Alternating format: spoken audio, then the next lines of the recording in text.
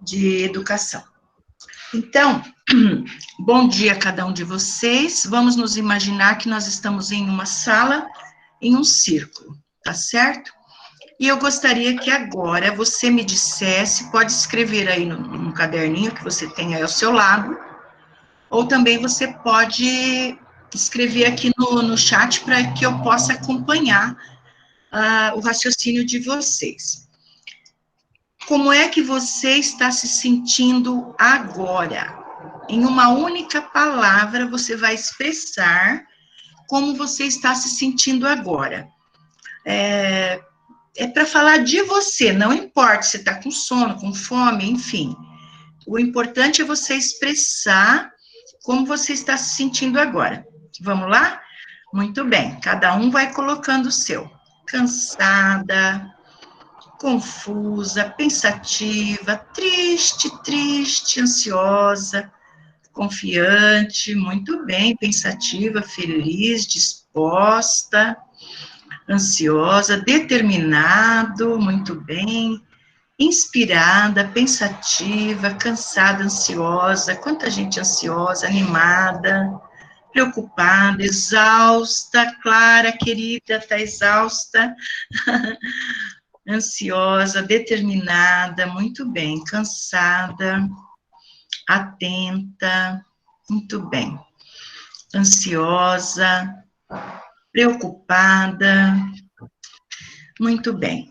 Eu vou dizer para vocês que eu estou me sentindo também ansiosa, mas por conta da apresentação, mas eu estou bem, estou feliz, tá certo? Em estar aqui com vocês. Então, guarde bem essa palavrinha aí, que ela vai fazer parte hoje da nossa manhã e das nossas atividades. Então, essa dinâmica eu faria também com crianças e adolescentes, adultos, com qualquer outra pessoa. Adriana está bem, que ótimo. E como mensagem de acolhida para vocês, eu quero ler um trecho do poema Retalhos. Ele é tido como de Cora Coralina, mas há uma pesquisa que eu fiz que ele não é dela, esse poema. Mas por hora eu vou considerar. Sou feita de retalhos, pedacinhos coloridos, de cada vida que passa pela minha, e que vou costurando na alma. Nem sempre bonitos, nem sempre felizes, mas me acrescentam e me fazem ser quem eu sou. Então, com esse pensamento, com esse trecho do poema dela, eu acolho todas vocês para esta nossa manhã de estudo online, né?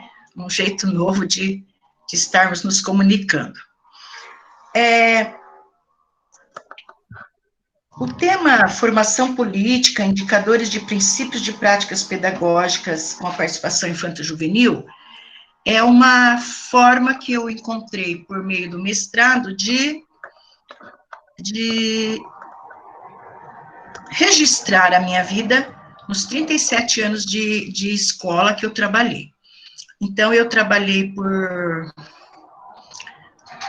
37 anos em sala de aula, fui poucas vezes eu tive, assim, acesso à parte diretiva da escola, à parte pedagógica. Então, no finalzinho da minha carreira, muito cansada, eu fui diretora por um tempinho, um ano e pouquinho, no período vespertino da escola.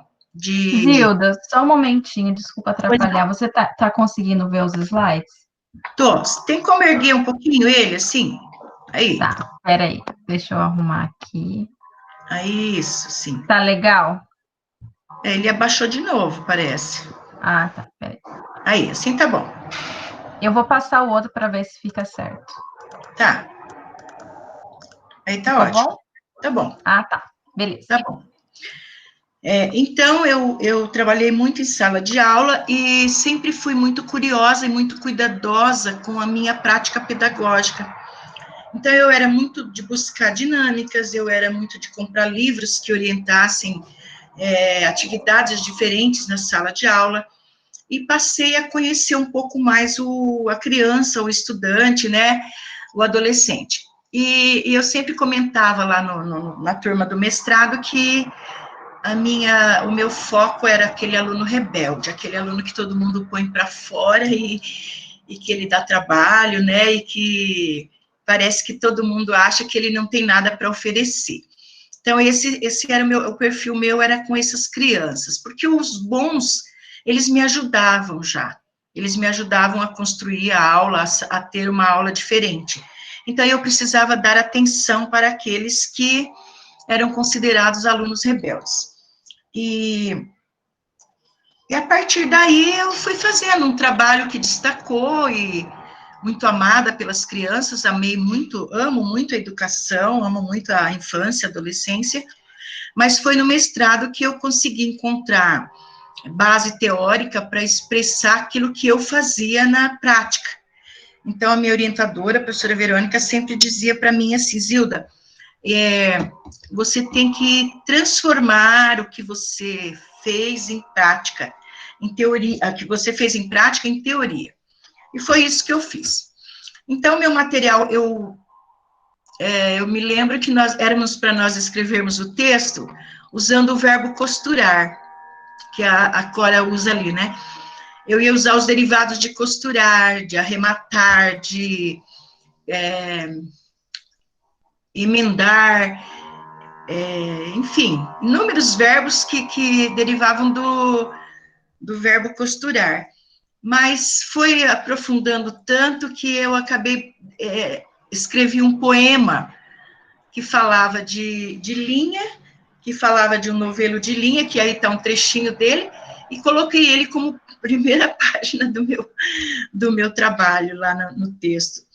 Eu fugi um pouco da regra da instituição. Então, aí tem um trechinho do meu poema, que depois vocês podem estar lendo lá no texto oficial, tá? Pode passar. Esse é o Lucas, um sobrinhinho meu, ele tinha 1 aninho quando eu coloquei ele ali, hoje ele tem 5 anos, né? A temática do nosso projeto é a promoção social da infância, tá? Pode passar. O título desse trabalho, Formação Política, Indicadores de Princípios, de Práticas e Mediações Pedagógicas com a Participação Infanto-Juvenil. Durante as disciplinas de mestrado, eu tive que fazer um projeto de intervenção. E eu vim para Maringá para me tratar da saúde e acabei indo parar na UEM para fazer o mestrado. E eu estava muito doente, eu não sabia, eu falava, mas intervenção, o que será uma intervenção, né? Fui quase uma das últimas para apresentar a minha intervenção. E aí a professora tinha dito que era para eu fazer 3 encontros numa escola, onde eu pudesse ter acesso a essas crianças, tal, e eu acabei fazendo 10 encontros, foi uma paixão, assim, maravilhosa, né? E pode deixar nesse slide aí do contexto. Então, eu fui lá, fiz o trabalho com essas crianças, foi uma coisa, assim, fantástica.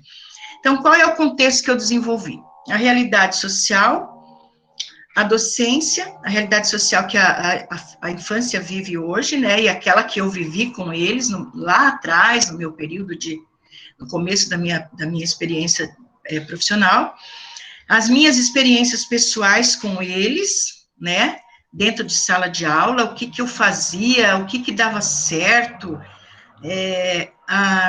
as experiências dentro da escola como um todo, projetos que eu fazia com eles, que abrangia a escola toda, como projeto de inglês, projeto de literatura, que a minha área é português e inglês, né? Depois eu fiz pedagogia, fiz o PDE em português, e aí agora no final eu fechei com o mestrado. E aí eu fui buscar respostas, o mestrado me promoveu esse questionamento, é possível a formação política com adolescentes, com crianças em situações educacionais? E aí eu fiz um gráfico ali para vocês, em que eu coloquei a realidade social, né, a criança e o adolescente, e o estatuto, que era o principal instrumento de comparação, assim, de realidade e de lei.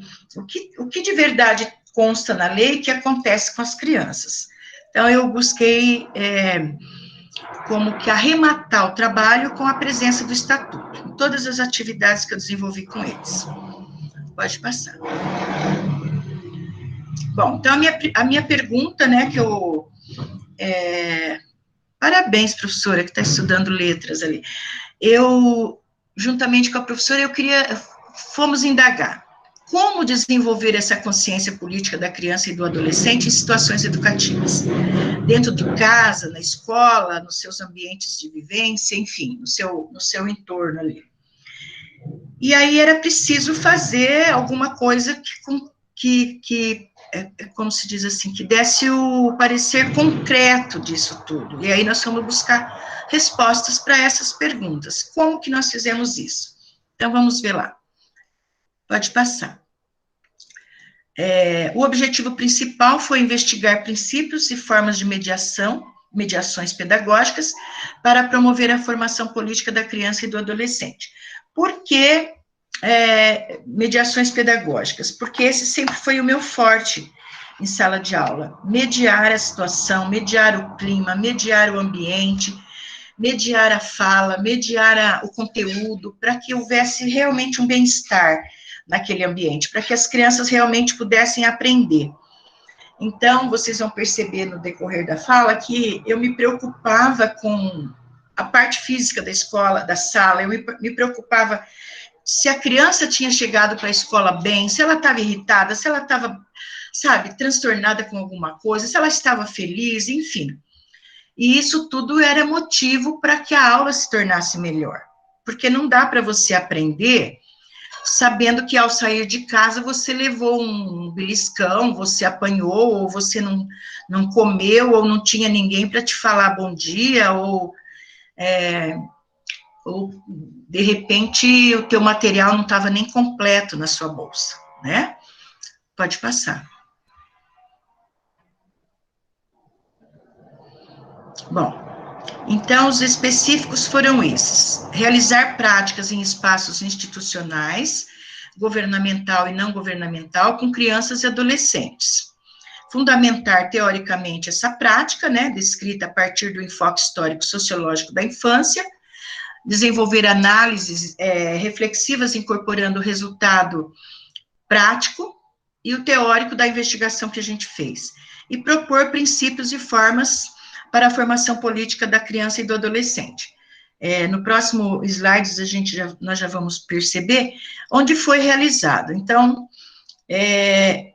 foi realizado no cotidiano de uma escola, da escola onde eu trabalhava, o meu jeito de ser pedagoga, porque depois que eu comecei o meu tratamento de saúde, o Estado me readaptou, aí eu fui atuar como pedagoga, e foi uma maravilha, porque eu pude pôr em prática para toda a escola aquele olhar pedagógico que eu tinha com relação à resolução de conflitos, a resolução de um grande número de alunos fora de sala, um grande número de alunos que eram colocados para fora de sala, por diferentes razões, e assim por diante. Nas imagens, vocês podem ver ali uma reuniãozinha com alunos do projeto de intervenção que eu fiz na escola. Esses alunos, como que eles foram convidados para participar?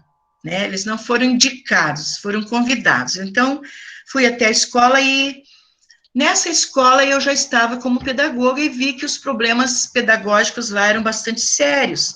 Tinha um grande número de alunos com aquela pasta que fica na sala pedagógica, com registros, assim, em grande número de registros de indisciplina, de uma série de fatos que essa criança, esse adolescente, tinha realizado na escola. E aí eu fui selecionando esses casos, esses meninos e meninas que tinham um BO bem grande dentro da sala pedagógica. Aí eu selecionei, eu me lembro que deu mais de 30 naquele período, né, que eu observei. E eu fui de sala em sala e chamei pelo nome e convidei se eles gostariam de participar desse projeto, e eles ficaram encantados, e eu falei, vai ser tal dia, né, tantas vezes por semana, tal, nos reunimos aí na sala de eventos da escola, e começou um trabalho, assim, que foi ficando denso, porque eles ficaram felizes de se sentirem ocupados, se sentirem ali valorizados, e todo mundo falava, todo mundo tinha direito de expor, e esses encontros, eles tinham, assim, uma sequência metodológica de conteúdos e atividades, que eu tenho elas guardadas até hoje, tenho os materiais pedagógicos que eu fiz, do estatuto e assim por diante. E embaixo, a foto de baixo, nós fizemos numa ONG, aqui em Maringá, eu fazia encontros pela manhã e à tarde, porque eu gostaria de ouvir o maior número possível de adolescentes. E conforme eu fazia as atividades pedagógicas com eles, a participação era muito legal, era muito gostoso, né? E aí, as minhas observações, anotações e tal. E começamos assim. Como aconteceu? Então, experiências de mediações como pedagoga em ambiente escolar, e projeto de intervenção numa escola pública de Maringá, e um fórum de formação política numa ONG de Maringá, que eu já acabei de explicar, certo? Pode passar. Muito bem. A metodologia que eu utilizei foi a investigação de resultados de práticas, quer dizer, eu trabalhava com eles, fazia as dinâmicas, as práticas, as questões, e eles davam resposta, e eu anotava tudo aquilo, pegava também material deles, escrito por eles mesmos, e fui trabalhando tudo isso num único documento, no qual eu elaborei fichas. E nessas fichas constam o problema, a ação pedagógica, a participação da criança, qual artigo do estatuto que ele se encaixaria ali, e no final eu diria, e depois seria o que foi que aconteceu a partir daquela prática ali. Aí temos os nossos autores, que nós colocamos como base os caseados teóricos, né, que caseado também é um verbo da costura, e os autores da sociologia da infância, da sociologia, e a base ética e pedagógica de Paulo Freire. Pode passar. Muito bem. Então, eu realizei as práticas, eu fiz a sistematização em fichas, e aí eu fiz os estudos e análises e reflexões e a conclusão desses materiais. Aí eu coloco, se eu não me engano, eu coloco no slide aí uma ficha. Pode passar.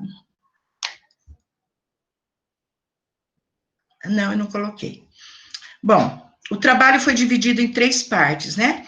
A apresentação das fichas foi na primeira parte, que aí eu fiz os alinhavos pedagógicos, sociológicos e a sistematização dessas fichas.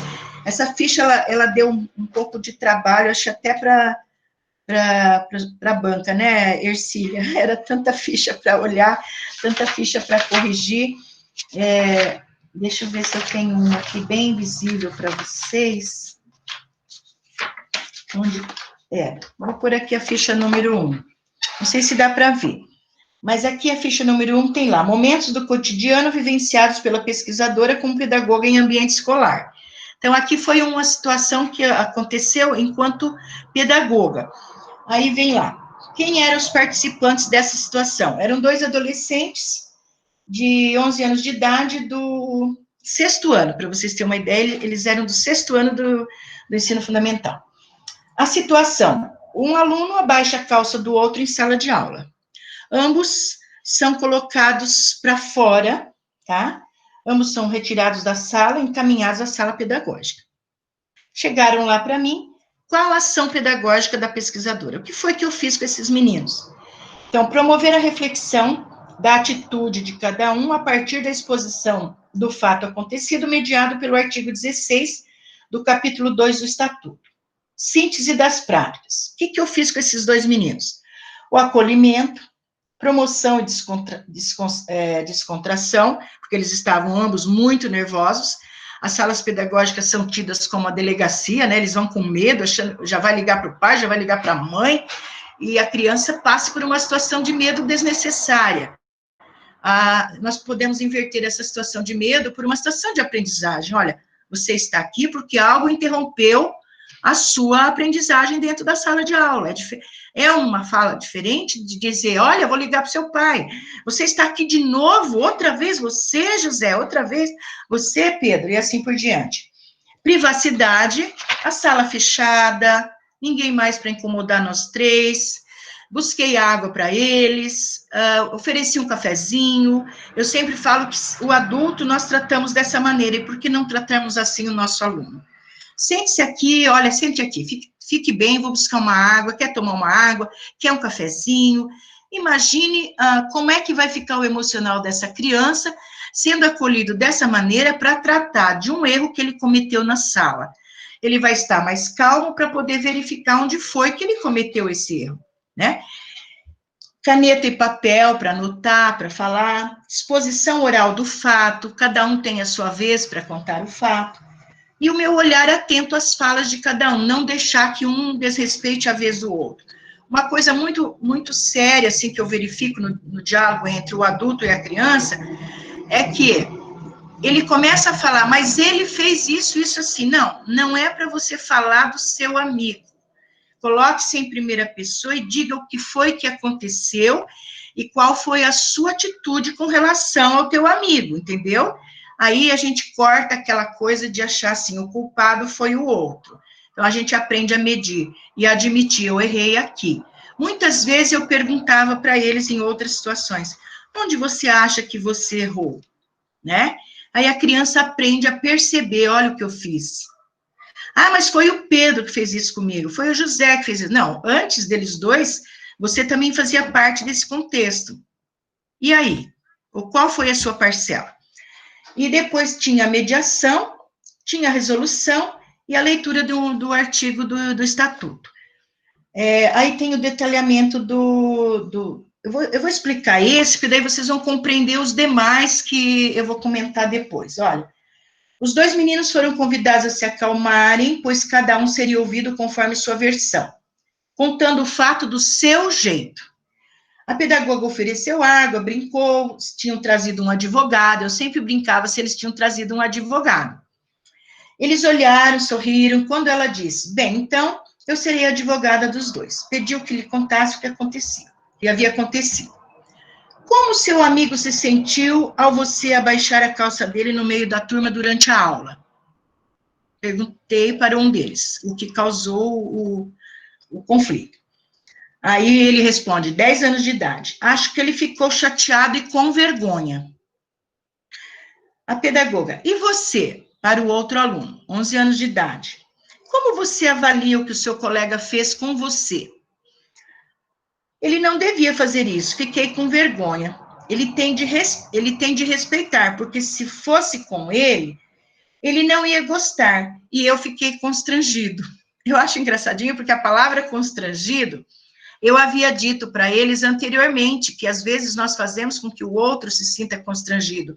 E o que é sentir-se constrangido? É ficar com vergonha, os outros riem da gente. Então, você afeta ali a dignidade do outro. E foi o artigo que nós lemos lá, o respeito à dignidade, e aí eles foram compreender o que significava isso. Então, o direito à liberdade, ao respeito e à dignidade, tá certo? Então, essa parte eu queria fazer ela bem explicadinha de acordo com... Então, como foi lá na hora, Zilda? Eu fiz um encontro, eles contaram o fato. No segundo encontro, eles escreveram num documento como ele pediria desculpa para o amigo. E num terceiro momento, eles leram, num terceiro encontro, eles iam, Zilda, que horas vai ser o encontro? Quando que nós vamos conversar, né? Não, no finalzinho do quinto horário, ou 10 minutinhos antes do recreio e tal, porque era rápido, não era uma coisa de tomar as aulas todas da criança. E aí, no final, eles já tinham se perdoado, é lógico, criança não faz esse tipo de coisa, né, como nós. E, de repente, quando chegava na última parte, aí nós nos despedíamos dando a mão um para o outro, assim, como se fosse 3 pessoas fazendo um negócio, muito bacana, assim. Então, aqui vocês têm ali a sistematização das fichas, conforme eu expliquei, e a síntese das práticas pedagógicas que eu bastante utilizo, olha lá. o acolhimento, promover a descontração, a privacidade, a exposição oral, as atividades orais, perguntas, né? Material impresso, às vezes eu dava alguma coisa para eles lerem, responderem, material multimídia, às vezes eu usava uma imagem do computador para mostrar para eles. No caso de meninos que soltaram bombas dentro da escola, eles fizeram uma pesquisa, e nessa pesquisa eles foram ver por que inventaram as bombas caseiras e para que elas, por que do uso dessas bombas e o mal que elas fazem para as pessoas, né, para quem faz uso. E muito cuidadosa com a fala deles, prestando muita atenção no vocabulário, a resolução do conflito, a leitura, a confecção de materiais, cartazes, painéis, roda de conversa e a avaliação. Então, essas atividades, elas foram realizadas no decorrer dos 10 encontros, entende? Quando não era um diálogo, era uma roda de conversa, quando não eram com 3 ali separadinhos, era o grupo todo e assim por diante. Pode passar, querida.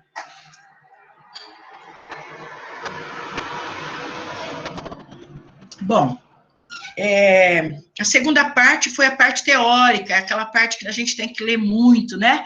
Buscar muitos livros, autores. Aí eu fiquei feliz porque eu encontrava nas falas desses autores aquilo que eu queria dizer, sabe? Mas aí eu fazia isso na minha prática. Então, eu não tinha tanta leitura assim, ao ponto de construir um documento naquela época. Então, a gente acaba aqui aprendi no fim da carreira, mas eu traduzi a minha prática na teoria, então. Então, o controle e negatividade foram um dos paradigmas que nas aulas com a professora Verônica e demais professores que eu fiz, essa coisa de que a criança não tem capacidade, né, de participar, de que ela não está presente, né, quebrar esse paradigma.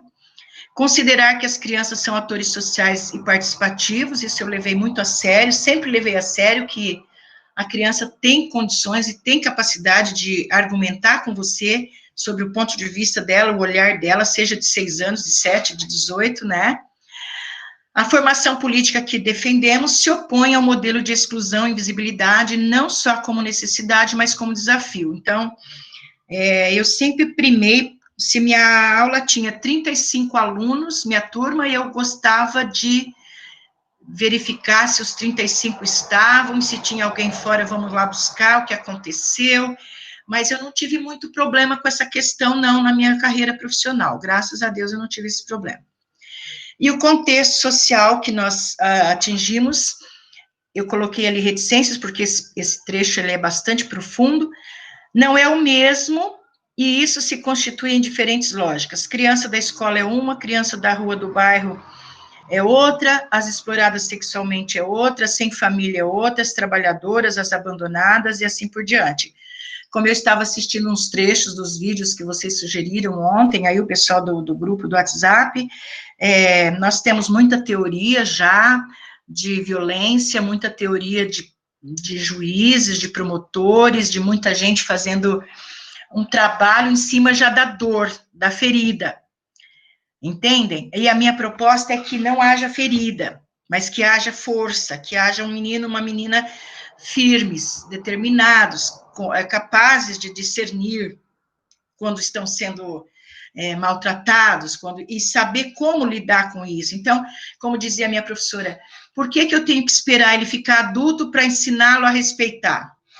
Ele pode aprender a respeitar aos 6 anos de idade lá no CEMEI. Com 5 anos de idade, ele pode aprender a respeitar que existe lá uma caixa de brinquedos, mas que cada um pode brincar com uns, porque a criança tem o egoísmo de pegar tudo para ela. Ela não sabe disso ainda, mas o adulto pode orientar isso. Vamos repartir um brinquedo para cada um, para todo mundo brincar, vamos trocar e assim por diante, né?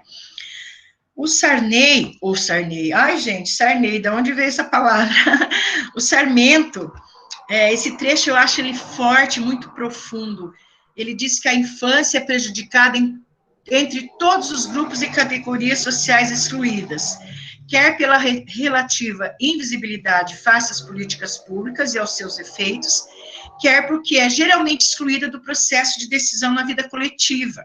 Então, eu brincava muito com os pais, quando eu fazia encontro com os pais, que assim, quando a criança queria ir numa festinha de aniversário do menino grande, ele falava assim, você é muito criança para ir nessa festa. Aí, quando ele já estava adolescente, que ele queria ir numa festinha do amiguinho pequenininho, ele falava, não, mas você é muito moço para ir nessa festa. Então, a gente há de convir que, eu tenho uma frase minha no meu trabalho, que eu digo assim, que a infância ela é muito isolada. O jovem, a criança, o adolescente, eles são muito sozinhos. Vão brincar lá fora, vão lá pegar os brinquedos. Então, raramente o adulto fala assim, vamos lá brincar.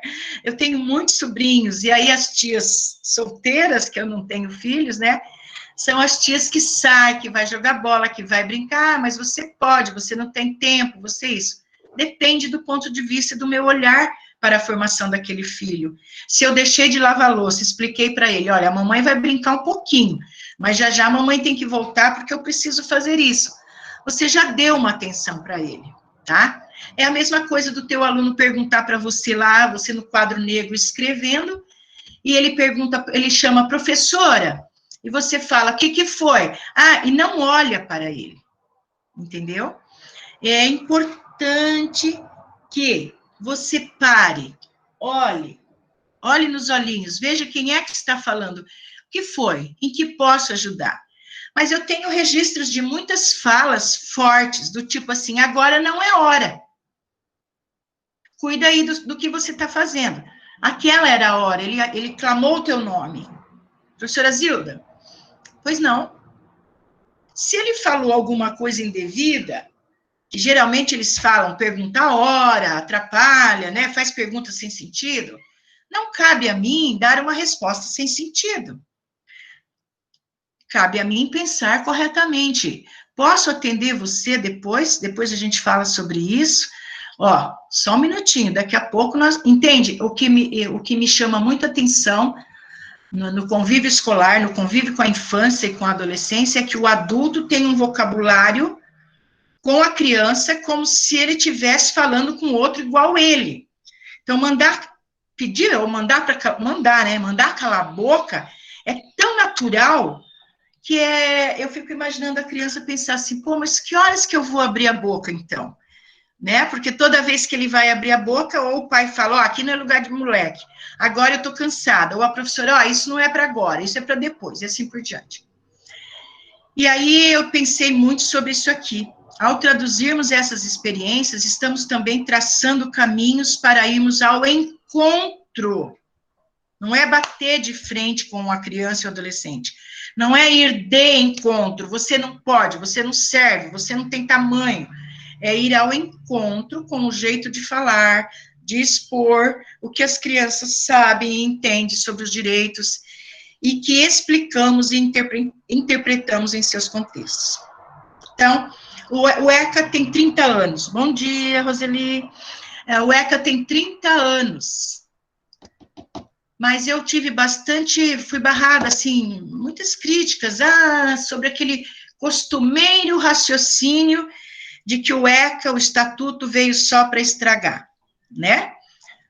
Talvez o açúcar magro também veio para estragar, né? Se a gente for olhar por esse aspecto, se alguma coisa surgiu, ela deve ser para construir algo de melhor. Bom, pode passar essa parte que eu vou explicar ela mais para frente, por favor. Bom, aí tem o bilhete dos dois meninos, tá? Esse bilhete, ele tá lá no trabalho, vocês poderão ver, eu tenho inúmeros bilhetes de perguntas que foram realizadas para os adolescentes nas experiências, nos 10 dias que nós trabalhamos com eles. Vou ver aqui esse bilhete aí.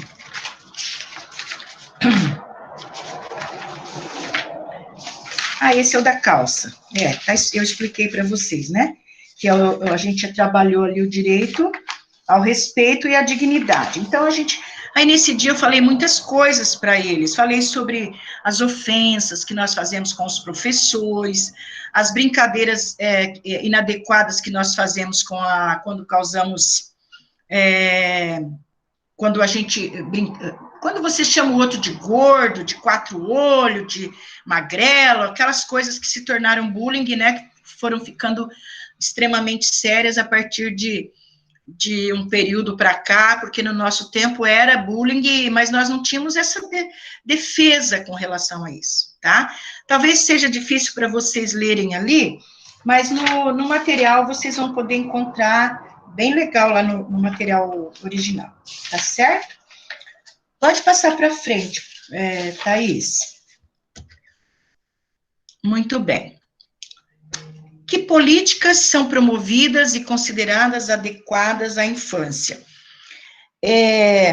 Ontem eu comentava com um psicólogo a respeito disso, assim, poxa, ele perguntou para mim, como você lidaria com os adolescentes, com as crianças, se você estivesse dando aula hoje? Eu falei para ele, olha, faz 8 anos que eu me aposentei do primeiro padrão, e o segundo padrão eu me aposentei recentemente, quer dizer, 2 anos, então eu estou ainda nova, eu enfrentei essa geração, sim, eu trabalhei com o 8º ano, 9º ano, com uma dificuldade enorme de professores dominar e ter uma aula gostosa, um ambiente agradável.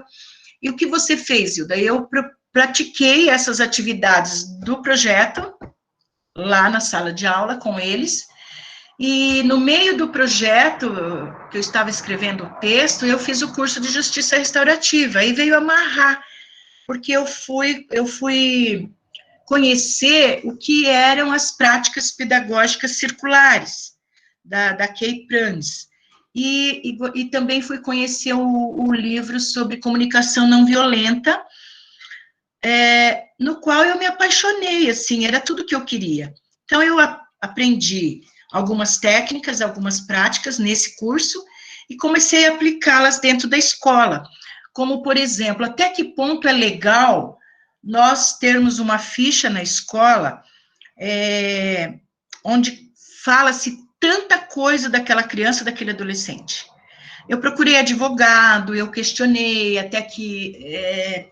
como nós podíamos transformar esse documento, ao invés de escrever lá, Pedrinho catou a carteira, jogou na parede, quebrou não sei o quê, e aí eu comecei a pensar documentos pedagógicos para eu trabalhar enquanto pedagoga na escola. O que eu poderia pôr aqui para não deixar essa marca, já desde a infância, nesse jovem, né? Que ele, quando ele estudou, nossa, vai lá ver o boletim, vai lá ver a pasta dele, ele só fazia maldades, ele só tinha coisas negativas, enfim, ele já vai carregar para a vida estudantil dele, ele mesmo chegava e falava para mim, professora Zilda, eu de novo aqui, olha, minha folha está cheia, né? Muito bem, Helena, é importantíssimo usar as práticas restaurativas na escola, tá? Então, eu acredito que foi riquíssimo eu trabalhar com essas crianças nesse período, porque daí eu fui cada vez mais tendo a certeza de que eles são capazes, sim, de te ouvir, eles são capazes de participar, mas para isso eu tinha todo um cuidado. Vamos ver o que é que eu tinha de cuidado. Passa ali, amiga. Tá, das práticas, isso, pode passar. Pode passar. Tá. Aqui que mora, aqui que está presente a essência do meu trabalho, como disse a professora Verônica, quando nós trabalhamos nessa construção. Então, o que era das práticas que eu realizava com eles, o que chamava a atenção que eles iam todos lá onde você estava? Então, a primeira categoria que nós descobrimos, que ela foi exigindo de mim, até que eu extraísse um nome. Daí, como que tudo começa, Zilda? Tudo começa quando eles chegam onde eu estou. Seja na sala, seja num círculo, seja na sala pedagógica entre 3 pessoas, 2 pessoas, 100 pessoas, enfim. Como eu fiz com vocês hoje, eu acolhi vocês Eu fiz o check-in de vocês. Eu perguntei como vocês estão se sentindo. Na sala de aula, isso é muito rico. Todos de pé, antes da chamada, fazer o check-in. Como é que você está hoje? Estou com sono, estou com fome. Meu gato morreu, meu avô morreu, minha mãe está doente, eu estou feliz, é meu aniversário. Enfim, você já está acolhendo para o grupo,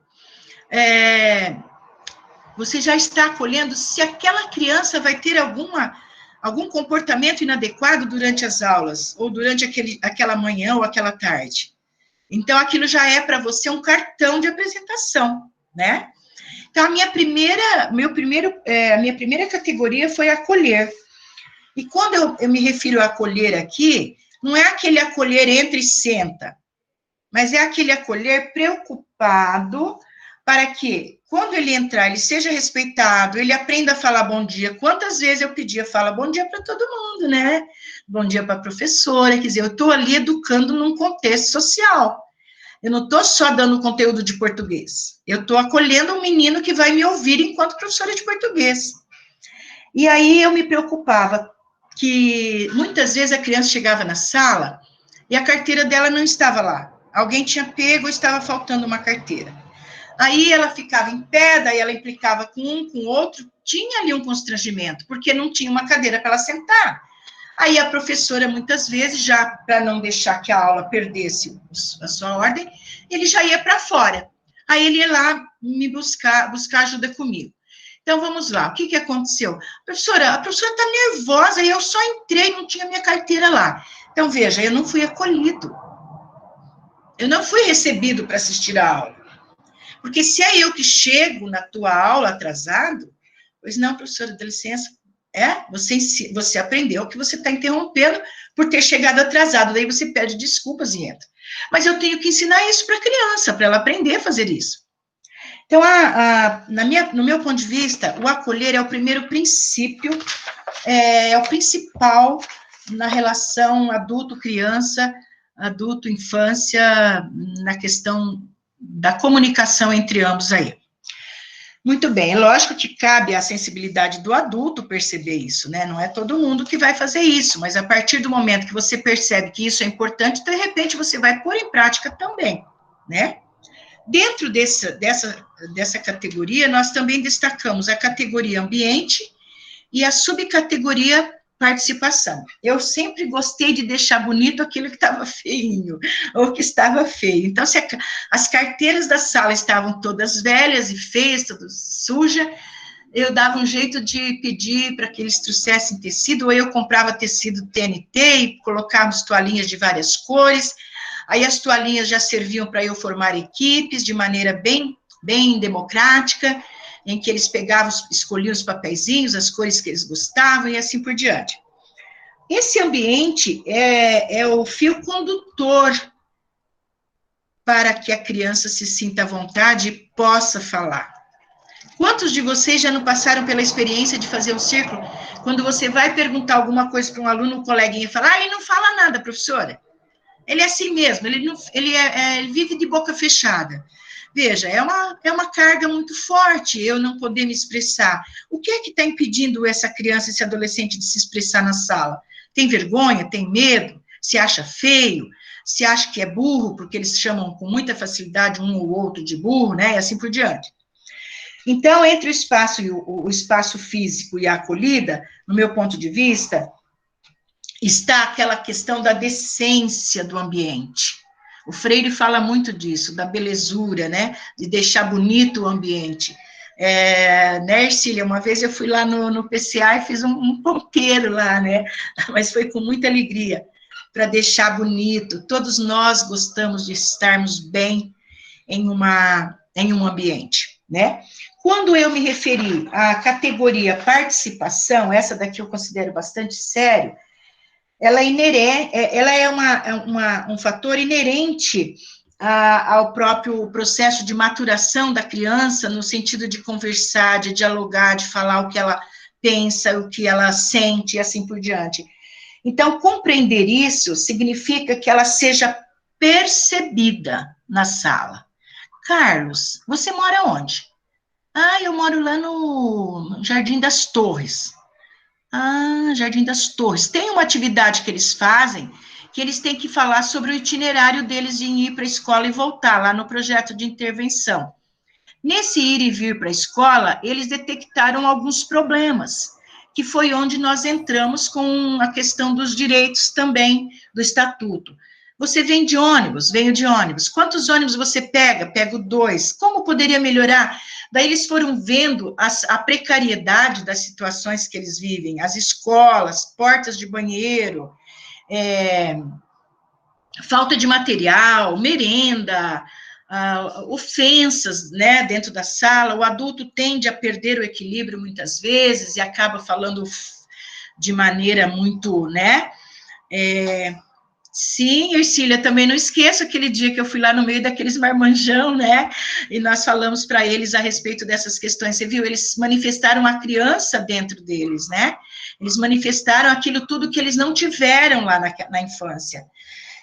E aí, a participação. Quando a criança percebe que há todo um respeito dentro daquela reunião, dentro daquela aula, onde a professora já no seu enunciado deixou claro que todos terão direito a falar, que todos nós temos erros, que todos nós somos capazes de acertar e de errar, que ninguém tem o direito de rir da resposta do outro, nós vamos transformando aquele ambiente num espaço onde vai haver respeito. Quando você fizer assim, um momentinho, Pedro, agora é a vez do Luiz. O Luiz vai se sentir, olha, a professora está dando oportunidade para que eu fale. Então, eu chamo isso de sensibilidade e educação, né? É o respeito do gente grande para com gente pequena. E, muito bem. A partir do momento que você brinca, que você sente, fique à vontade. Vamos esperar chegar todo mundo para começarmos a nossa atividade e tal. Então, aquela leveza do ambiente, que não tem ninguém ali que vai dar castigo, que vai punir, etc., faz com que a criança vai se soltando. A segunda categoria, que a Thaís já colocou ali para a gente, é a categoria da escuta. Então, eu explico que o verbo escutar, ele é um verbo transitivo. Se ele é transitivo, ele pode ser direto ou indireto, ou seja, isso mesmo, Solange. Por insegurança e medo, às vezes eles têm um potencial tão grande por conta da nossa prepotência, do nosso perfil de falar, do nosso jeito de expor a ideia, nós causamos medo. Eu me lembro que eu era menina, se a professora chegasse perto de mim, eu já ficava roxa de medo, de vergonha, porque era tida como alguém que estava num patamar acima, né? De fato, você está num patamar acima no que se refere ao conhecimento, né? Eu não deu tempo eu ler. Mas no que se refere à relação pessoal, gente com gente, cabe as duas partes, né? Como você está numa situação de conhecimento maior, você pode abrir mão de muitas coisas para acolher aquele que sabe pouco ou que sabe menos, para que você consiga trazê-lo num patamar de qualidade, de igualdade, de crescimento. Aí, ficar atento ao que a criança fala, gente, ou quando alguém está falando com você, é um comportamento, assim, que não tem, sabe, não tem explicação, não tem como eu me dirigir a você. Estou olhando para a Thaís, e a Thaís está lá olhando para outra coisa e falando assim, Zilda, você que vê aí o que é melhor. Poxa, a Thaís não viu o meu olho, ela não viu se eu estou trêmulo, ela não viu se eu estou respirando fundo para poder chegar nela e falar, professora, você pode olhar o meu caderno? Então, veja, ontem eu dizia ainda para o psicólogo, nós continuamos dando aula com carteiras em filas. A criança que sentar na primeira carteira no início do ano não sai, ou seja, a criança que sentou na última nunca vai ter o direito de sentar na primeira, porque ela é da outra. E aí, o que nós vamos fazer enquanto adultos? Como nós vamos promover que a criança lá do fundo venha sentar na primeira carteira? Vamos fazer que nem o professor Marcílio, né, nas viagens dele, senta os 4 primeiro nos bancos da frente do ônibus para tirar fotos. Primeira parada, vão lá para trás e senta o outro. Nós podemos fazer isso uma vez ou outra, isso não vai destruir, não vai atrapalhar a tua aula, o teu conteúdo. Isso significa preparar-se pedagogicamente, preparar-se didaticamente para começar a tua aula. Bom, a escuta, ela evidencia a possibilidade da criança sentir que ela pode te falar. Tem crianças que falam até demais, né? Mas tem aqueles que falam de menos. Tem aqueles que não falam nada com sentido, mas nós podemos entrar ali, valorizar aquilo que pode ser dado sentido. Muito bem. Dentro dessa categoria, eu sugiro algumas coisas lá no trabalho, como respeito à fala de cada um, dirigir o olhar a quem está se expressando, não interromper a fala da criança, do interlocutor, construir a compreensão após a fala a todos. Por exemplo, o menino disse alguma coisa que todo mundo riu, a possibilidade de você reconstruir aquele contexto da fala dele a partir do respeito. Ele mora num bairro, ele tem um comportamento, a vozinha faz alguma coisa, o pai faz outra coisa, e a gente fazer com que naquela situação ali, ele tenha respeito, ele tenha pelo outro a dignidade de ver que ele é um ser e que ele tem uma contextualização social. Dar oportunidade para a escolha de quem vai falar, quem vai começar as falas, garantir que todos terão seus direitos respeitados, que todos serão ouvidos e compreender o que está sendo exposto pela criança. E a subcategoria é a aceitação. Ela está ligada a garantir a participação dele no grupo, porque se ele sabe que tudo que ele falar, alguém vai rir, ou vai falar, fica quieto, não é isso, você está de brincadeira, ou coisa assim. Muito bem, Solange, isso mesmo, conheci, e isso a gente só conhece, Solange, a partir do momento que você deixa ele expor. Ai, mas ele está falando cada abobrinha, não tem importância, continue ouvindo. Terminou, Pedro? Pedro, a respeito do que você disse, posso contribuir com sua aprendizagem? Eu vou te dar a opinião que eu penso. Veja, é diferente de você dizer que o que ele disse não serve. Entendeu? Eu posso aprender com ele, ele vai aprender comigo. Então, eu coloco lá que a aceitação, quando eu proponho a escuta, cada história, cada gesto, cada riso, cada brincadeira que eles fazem ali nos seus grupos, eles como se diz, conduz, né? Nós podemos conduzir a um entendimento que assegura a ele o respeito. Percebe a presença do estatuto ali? Então, o estatuto não serve para nada, o estatuto ele existe só porque ele foi, nas grandes cenas que tem no mundo de violência contra a criança, ele foi essencial, ele é essencial, e ele está sendo essencial nas pequenas cenas que machucam, que cortam, que dói, quando você diz, cala a boca, vai sentar que aqui não é tua vez, ou quando você diz assim, eu não preciso de você para dar aula, se você sair, você ficar aqui dentro, não vai fazer diferença. Gente, é muito grave isso é uma violência gravíssima, né? E aí o posicionamento, ele é palmeirense, aí o outro briga, aí o outro tira, o posicionamento, ele está ligado a todo o contexto social dele, onde ele mora, o que o pai faz, o que a mãe faz, o que o irmão faz. Ele tem orgulho de um irmão, por exemplo, que trabalha no banco, ele tem orgulho de um irmão que trabalha no shopping. E aí, o adulto dessa construção aí, o adulto da escuta desse posicionamento dele com relação ao tema, ou aquilo que nós estamos falando, vai passar despercebido. Ah, professora, aquele menino vem sempre com aquela calça para a escola, ele está sempre com aquela calça rasgada. Eu tive um menino de 8º ano, que ele usava touca de lã o ano inteirinho, no verão, no calor, no verão, no inverno, o ano inteiro de touca. Quantas vezes eu convidei ele para conversarmos a respeito?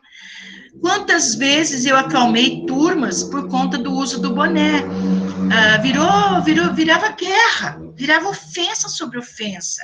Aluno mandado embora, aluno suspenso porque desacatou, porque isso, porque aquilo. Mas e a construção do uso disso? E a construção dessa determinação que foi proibida? Como ela foi feita? Quem foi chamado? Ano retrasado, eu fui convidada pelo Conselho Tutelar daqui para resolver um problema de uma criança e eu fui na casa dessa criança, eu conversei com esse menino, eu vi a bolsa dele, eu falei que era professora de inglês, conversei com ele, com a mãe, ouvi a parte da mãe, fui na escola e também ouvi a escola, a pedagoga, a professora, e nada de solução, eu falei, eu não sei até onde eu posso estar indo, e um dia nos reunimos com várias pessoas, autoridades, e eu cheguei um pouquinho depois e pedi a palavra para o final. E aí eu questionei o pessoal, nós estamos falando com quem? De quem? Ali não estava presente nem o aluno, nem a professora.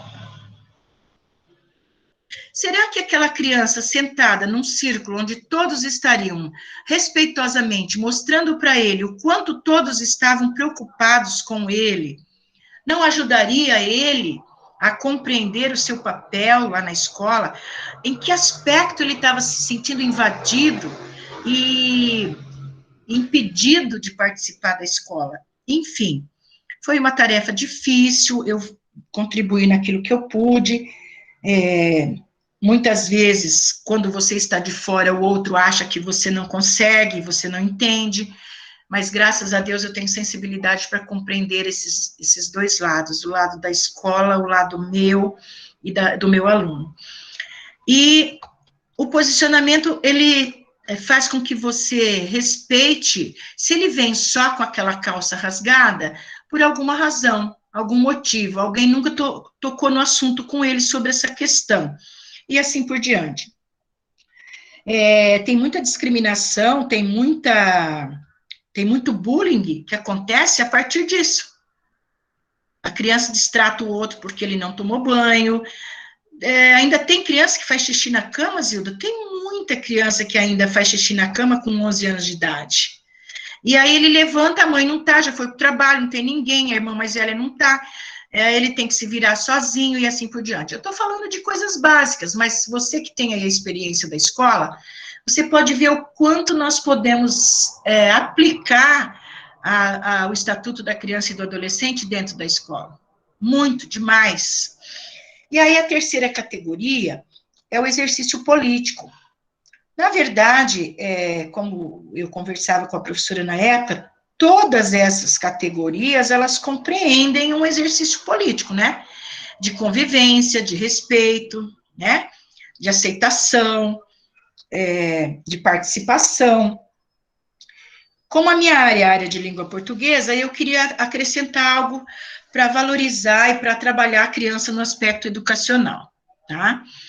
Então, nós criamos lá a categoria exercício político. Por que nós demos esse nome? Porque eu fazia muito bilhete, eu tenho uma média de uns 500 bilhetes ou mais de alunos, de crianças que escreveram para mim, eu tenho ideia de fazer um dia um pequeno livreto, assim, para eles poder ver, agora já estão todos adultos, e mostrar para os seus filhos, né, o que eles escreviam para a professora Zilda, quando eles eram alunos, né, é muito agradável, às vezes eu pego a caixa e fico lendo, assim, falo, nossa, essa mulher aqui tem 2 filhos, ela tem 3 filhos, e assim por diante. Eu já sou velhinha, viu, gente?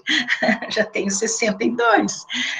E aí eu coloquei a categoria linguagem oral. A questão da linguagem oral vem o que eu percebia na linguagem oral? O vocabulário dele, a facilidade com que ele se expressava, a dificuldade, tem aquele que se expressava muito bem, aquele que tinha dificuldade de se expressar, e é muito interessante que quando eles falavam era uma coisa, depois eu pedia para eles escreverem, daí eu tinha lá os folhetinhos para eles escreverem, aí eu prestava atenção na escrita, aí eu já verificava o atraso na escrita, os erros ortográficos, o aluno que se manifestava e se expressava de forma muito bem escrita. Na questão do bilhete, da calça lá dos meninos, você vê a escrita de um e de outro. Nas perguntas que eu fazia para as crianças lá da escola que eu fui desenvolver o projeto, como você vê a escola, a merenda escolar, a aprendizagem, as respostas que eles davam estão aqui no material. Aí, pela escrita, você percebe a maturidade do aluno na escrita, se ele está bem, se ele tem desenvolvido uma capacidade boa de escrita durante as aulas, se ele tem uma oralidade boa, ou seja, se ele conversa bastante, lê livros, assiste filmes, lê jornal, revistas, né? E se você fizer isso hoje, a gente percebe pelos grupos de WhatsApp, nunca ninguém leu tanto como hoje, por conta dos recursos. Mas, independente do ler, do escrever ali, essa praticidade com que a gente faz, é importante que a gente perceba escrever não basta eu falar assim, e aí, você, com VC, abreviado, tudo legal, tudo beleza? Não é assim, né? É preciso que a gente perceba se dentro daquele escrever tem ali a maturidade sobre o assunto, se tem ali, como se diz, se é coerente com aquilo que você está conversando com aquela criança, né, e assim por diante. Obrigada, colega ali, que escreveu um elogio bacana. Aí, então, eu falei das duas categorias, né, mas lá no texto eu embaso bastante esse pensar político aí, a partir desse exercício educativo que eles fazem, quando eu pergunto para eles assim, quando vocês vêm de ônibus, de circular, vocês vêm sentados? Não, professor, às vezes a gente vem em pé, vem lotado, e o motorista freia, a gente cai todo mundo lá na frente. Então, isso é um conflito, isso é um problema. Vamos conversar sobre ele. Aí, dentro do grupo, nas atividades que a gente desenvolvia, nós criamos lá, o problema é na escola, vamos fazer de conta que o Lucas é o diretor, você é o juiz de direito, você é o prefeito, eu sou vereadora, ele é o representante de bairro, ele é o representante da merenda escolar, porque tem conselho para tudo, né? Então, a gente tinha ali no grupinho, fazíamos de conta que cada um representava uma coisa. Mediante o problema que eles tinham levantado e as respostas que eles deram, em relação, por exemplo, eles reclamaram de uma escola que não tinha porta no banheiro. Da escola deles estava faltando porta no banheiro. Aí eles anunciaram lá o problema, e aí nós fomos discutir em qual dos direitos estava sendo violado. A partir do momento que eles descobriram isso, quem nós vamos procurar para resolver esse problema? E de que maneira nós vamos fazer para resolver esse problema?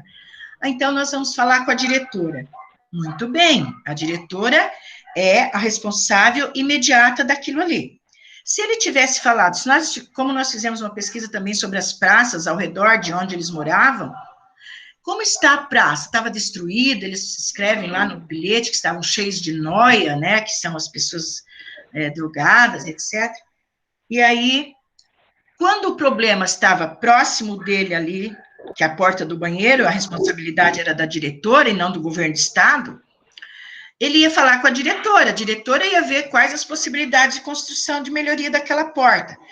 Na praça, tem representante no teu bairro? Tem.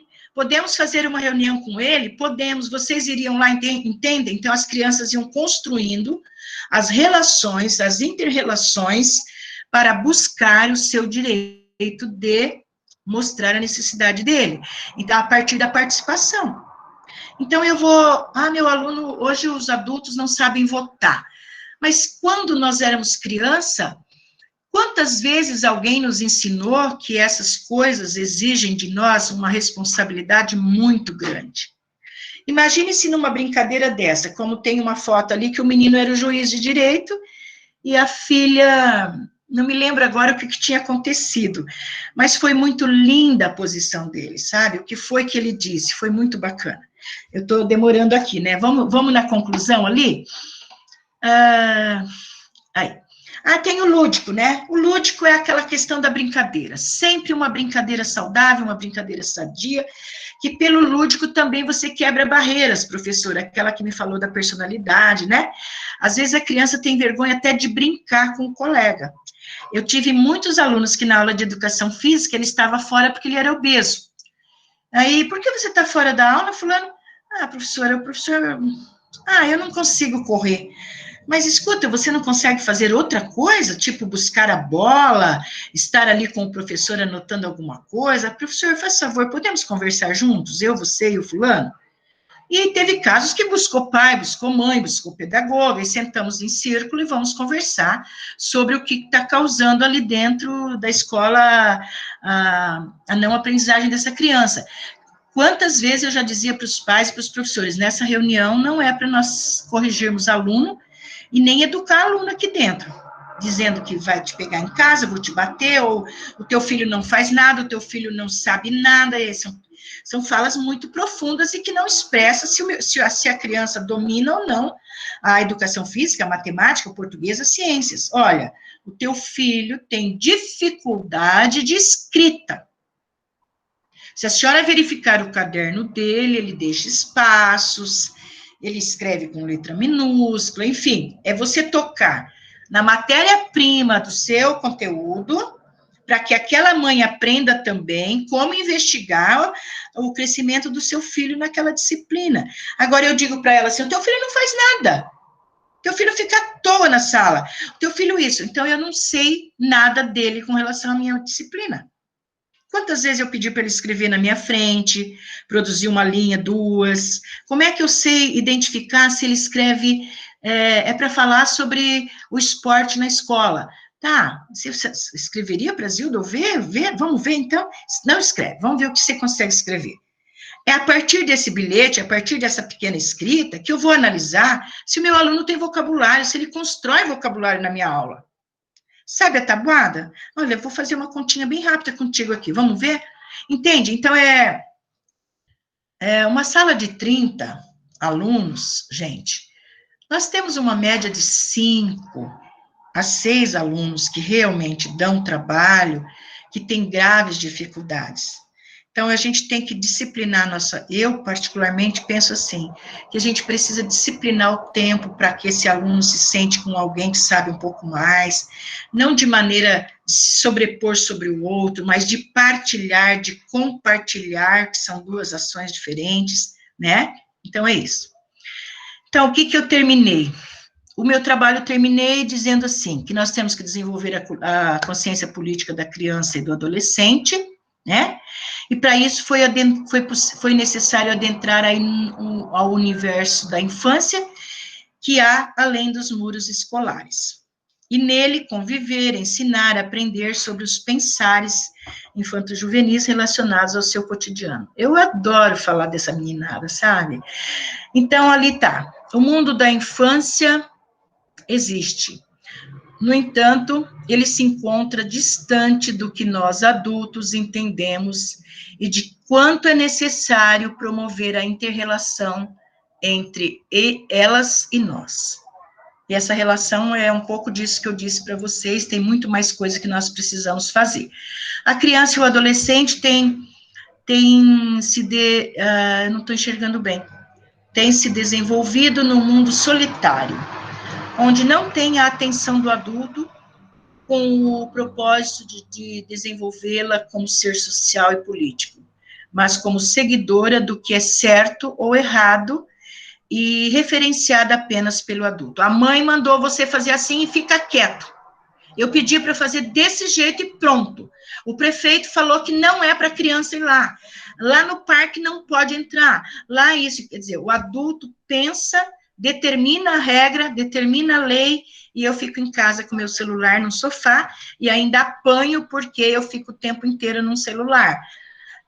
Eu tenho uma família grande, nós somos em 7 irmãs, tenho muitos sobrinhos, e estou sempre preocupada com essa questão. Tá, gente? Eu gostaria de, no finalzinho lá, pode passar um pouquinho aí para mim, por favor?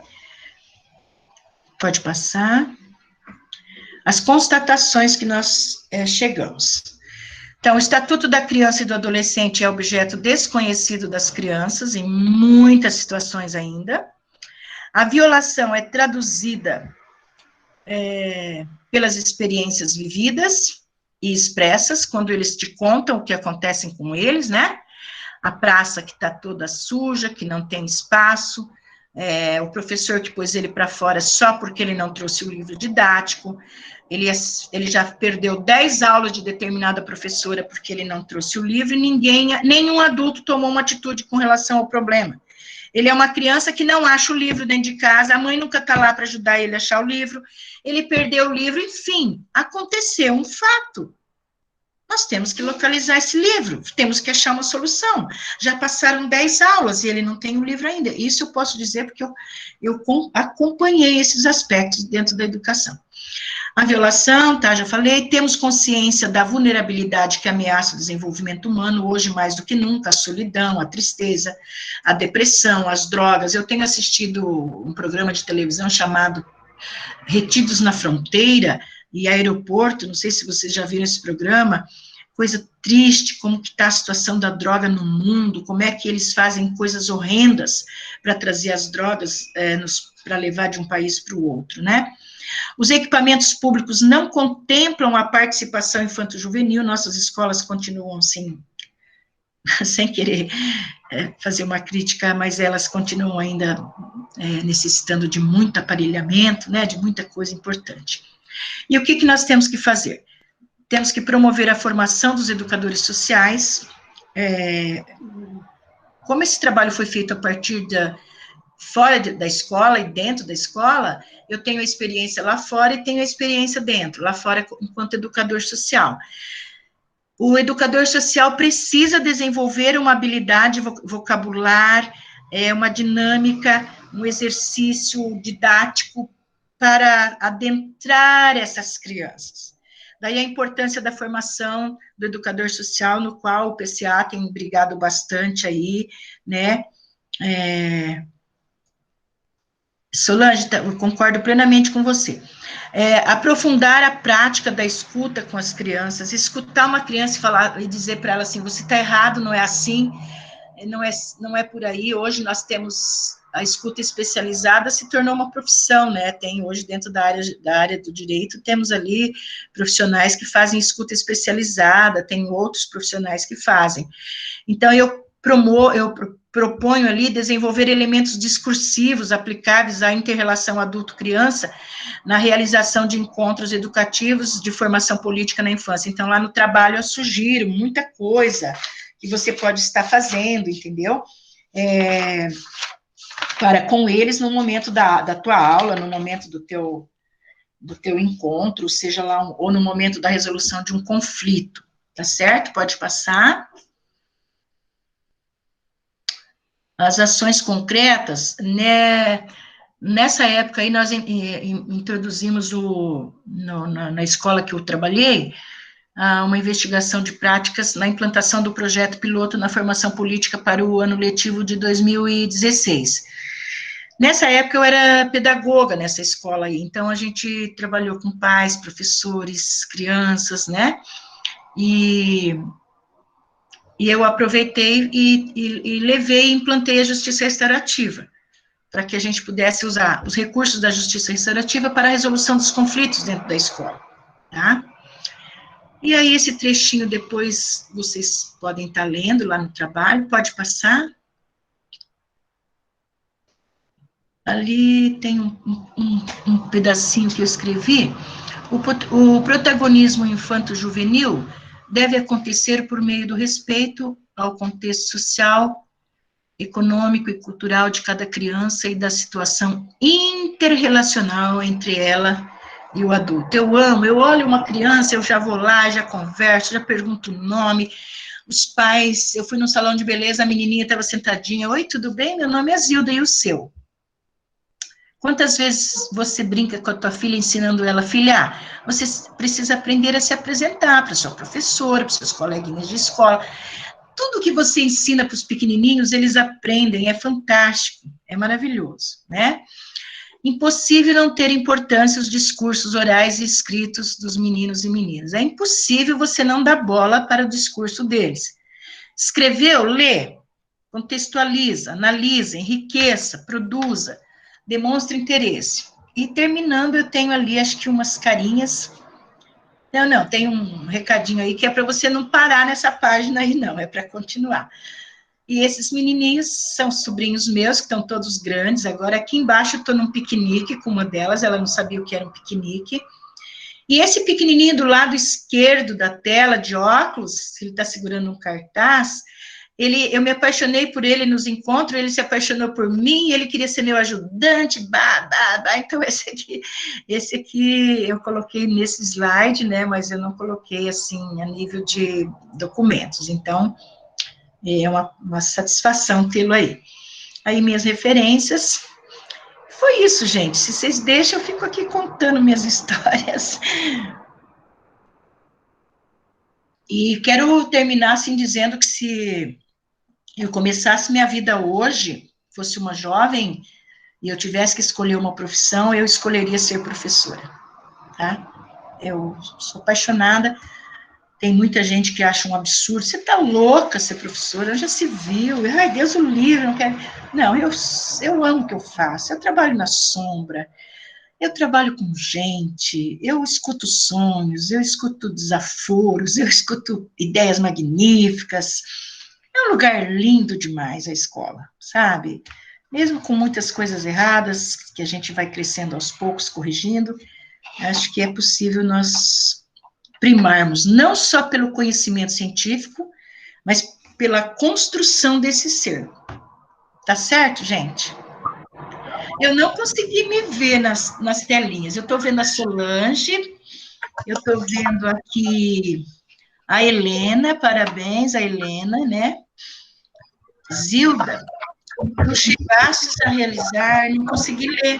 Zilda, Pois não. eu acho que você tem que mudar o layout para ver, enxergar as pessoas. Você tem, do lado inferior direito, vai ter 3 pontinhos. Certo.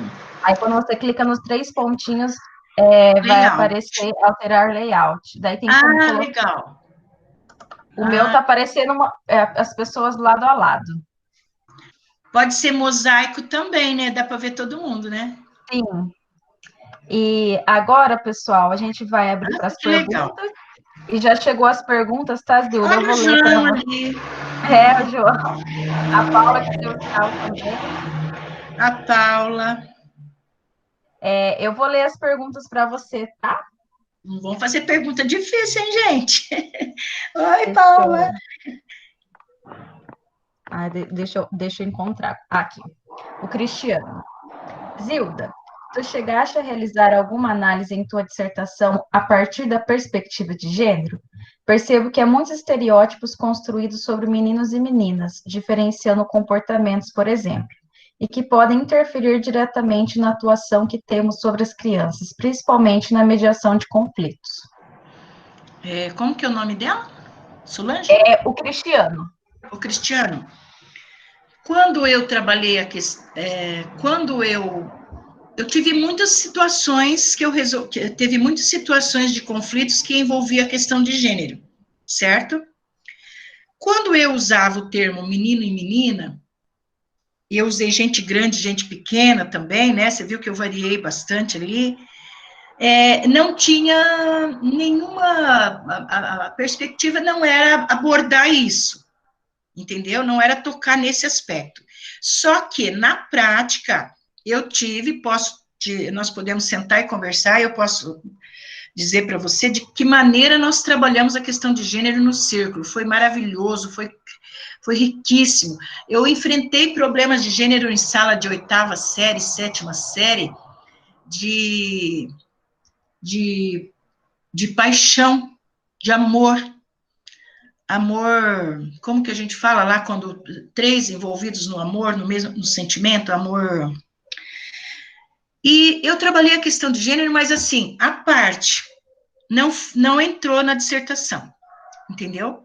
Nessa época, seguindo as orientações da professora Verônica também, mas eu não tinha, assim, não foi colocado com esse aspecto. Só que nas práticas surgiram, sim. Surgiram situações de gênero, surgiram situações de bullying, surgiram situações de ofensas morais e etc., de meninas envolvidas com prostituição e etc. E em todas elas eu tive a felicidade de estar presente, eu falo felicidade de estar presente, para poder orientá-las a partir de um respeito mútuo, de um respeito à dignidade, de um respeito às diferenças, como se fossem minhas filhas, e ali mostrando tudo que elas poderiam enfrentar a partir disso. Não sei se eu te respondi, mas no trabalho em si, não teve esse olhar específico, tá certo?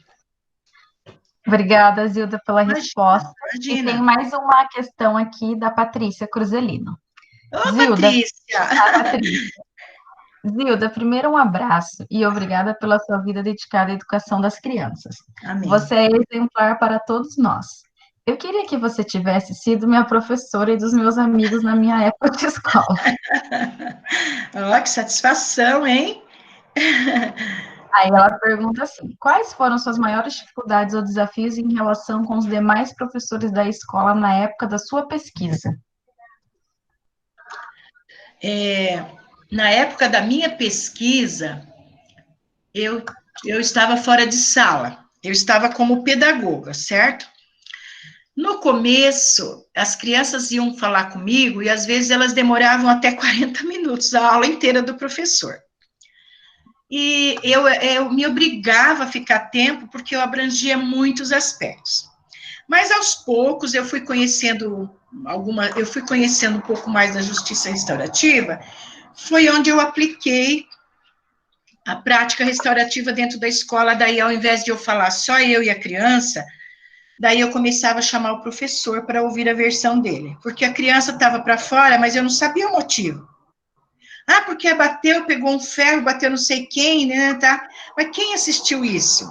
Então eu convidava a professora vinha que nem uma arara pedindo para que eu chamasse os pais. Professora, vamos fazer o seguinte, nós vamos agendar esse encontro. Não é que nós não vamos dar bola para o problema, só que nós não vamos resolver ele na hora. Nós vamos agendar esse problema, vamos convidar o pai ou a mãe, a pedagoga, a diretora, a professora da sala envolvida, um ou dois amigos que assistiram a situação. E aí comecei a fazer esse trabalho, chamar o professor junto. Zilda, olha, João, obrigada. Aí o professor vinha e falava, Zilda, chama os pais desse menino, porque ele tá com 2-0. Puxa, tá com 2-0 e temos que fazer alguma coisa. Como nós vamos fazer isso? Então, a gente chamava o pai, chamava a mãe, ou a mãe, quem pudesse estar mais presente ali, chamava o professor, a criança, tá? A criança e eu. E eu, outra pedagoga, se tivesse duas, às vezes eu era sozinha na turma. Muito bem, fulano, olha, hoje você está aqui porque nós todos estamos preocupados com sua aprendizagem matemática. Então, professor, eu gostaria que o senhor falasse para o Lucas ou o Pedro apenas os principais problemas dele em relação à matemática. É tabuada? É capacidade de fazer... esqueci os termos da área da matemática agora. Ou se fosse geografia, ele não é capaz de interpretar um mapa, ele não desenha um mapa, ele não localiza um lugar no mapa. Como é que você tem que tratar do assunto, do conteúdo para ele? Ele tem que sair dali percebendo que todos que estão ali estão falando por que ele tem dificuldade de aprendizagem, e não do comportamento dele. Aí tá, no término, mãe, o que a senhora pode fazer para ajudar o teu filho? Ah, eu vou olhar a tarefa. Então, a partir de hoje, a senhora vai olhar a tarefa e dar um visto para nós acompanharmos aqui. Professor, o que o senhor pode fazer para ajudar? Olha, ele poderá fazer aquele trabalho que ele não entregou e me entregar tal dia. E eu lá anotando, fazendo a agenda para ele. E você, Carlos, quando você pode entregar o trabalho do professor? Ah, eu posso entregar segunda-feira, professora, então eu vou por aqui. Segunda-feira, primeiro horário. E eu, enquanto pedagoga, vou fazer o quê? Eu vou acompanhar todas essas ações, esses compromissos. O da senhora, vou olhar o caderno dele, vou verificar se ele fez as atividades do professor, enfim. Então, a educação, o convívio educacional, no meu ponto de vista, ele é mais ele é mais denso do que essas preocupações nossas com relação ao comportamento, à disciplina, sabe? Nós precisamos falar de coisas mais importantes ali, que tem a ver com o crescimento dele. Não que não seja importante cuidar desses aspectos. Mas se eu estou me sentindo bem na sala, se eu estou sendo respeitado, se eu estou sendo ouvido nos meus questionamentos, nos meus medos, nas minhas inseguranças, eu vou aprender, não é possível, eu não tenho nenhum quadro, né, que caracterize uma necessidade de um atendimento especial. Eu me lembro que eu chamei o professor de educação física e falei, professor, eu estou me preocupando muito com fulano de tal. Ele, era uma questão de gênero, ele e o amigo não queriam fazer aula, ficavam fora da aula. Professor, eles precisam se ocuparem, senhora, mas ele não aguenta correr, ele não aguenta isso, mas ele deve existir alguma atividade física que dá para ele fazer. Pesquisar, anotar, trazer imagens sobre sobre aquela atividade, aquele conteúdo, enfim, ocupar a capacidade intelectual dele, né? Se a física está. E aí vamos sentar juntos e conversar. E foi resolvido, você entendeu? Um triângulo amoroso, eu queria lembrar. Chamei os três, mostrei a beleza, a responsabilidade de cada um, até onde eles estavam respeitando a si mesmos, respeitando o outro, o prejuízo que estava acontecendo na aprendizagem deles na 7ª série, e assim por diante, né? É mais ou menos isso. A Solange fez uma pergunta, mas eu não consegui ler. Obrigada, Zilda, pela sua resposta. A Solange está te parabenizando, né, pela sua dedicação, sua missão, e ela continua e vai continuar sendo sempre linda, pois nossa aprendizagem é eterna. Amém. Obrigada. A professora Paula, ela faz uma pergunta. Zildinha, obrigada por tanto conhecimento e experiência compartilhada. Quais foram os momentos e etapas da sua formação que contribuíram para constituir sua prática educativa? Ai, Paulinha, sabe, eu entrei muito nova no magistério, né? Não fui aquela aluna que recebeu conteúdos a ponto de ser aluna nota 10 em sala de aula, não. Era uma aluna tímida, vergonhosa, tinha muito medo do professor, essas coisas todas. E quando eu entrei pela primeira vez como professora, foi num 4º ano só de repetentes. Naquela época, eles juntavam os repetentes todos numa turma só. Eu chorava muito, eu tinha muita dificuldade de conteúdo. Mesmo no decorrer, depois, em 5ª série, 6ª série, eu tinha muito medo, eu tinha vergonha, eu tinha medo de não saber o conteúdo, eu tinha que estudar, sempre eu tinha que estudar. E eu me lembro que na faculdade do curso de letras, o professor de português falou assim que, ele falou para mim, Zilda, o professor ele tem que estudar sempre. Não é ele estudou a faculdade e acabou. Ele já dá as aulas dele de cor. Entende? Ele tem que estudar sempre. Ele tem que verificar o conteúdo sempre. Porque senão aquela rotina que nós fazemos em nós mesmos, ela é muito sentida pelo aluno, pelo outro que nos vê. É todo dia a mesma coisa, o professor dá aula dele desse jeito, né? E eu tinha aquele medo, Paula, e eu acho que isso fez com que eu fui buscar muito. Eu busquei muito atividades para facilitar as relações interpessoais, assim. E como eu venho de uma vida muito pobre, muito difícil, que o sofrimento nos faz ou amar a vida ou odiá-la, né? Então, eu acho que o sofrimento me fez crescer muito, entendeu? Eu tive muitas dificuldades de aceitação. Teve muitos professores que no começo me olhavam assim de atravessado, mas aí o mesmo carinho que eu usava para com os alunos que tinham problemas, eu também usava para com os adultos que tinham lá seus problemas pessoais, particulares, não tinha com quem falar, e aí eu tratava bem, valorizava o professor, valorizava o trabalho dele, a aula dele, chegava na sala, às vezes ele estava cansadíssimo dentro da sala, eu ia lá e falava, professor, faz favor, vai lá tomar um café, deixa que eu cuido, sabe, aquela troca para dar um descanso, porque nós temos profissionais que sofrem muito para manter para manter a sala, para manter como se diz, a disciplina para que eles aprendam, né? Então, Paula, eu acho que foi isso. Fui sempre muito respeitada. Outra coisa, eu nunca desrespeitei obrigada, Eduarda, eu nunca desrespeitei uma regra da escola, tá?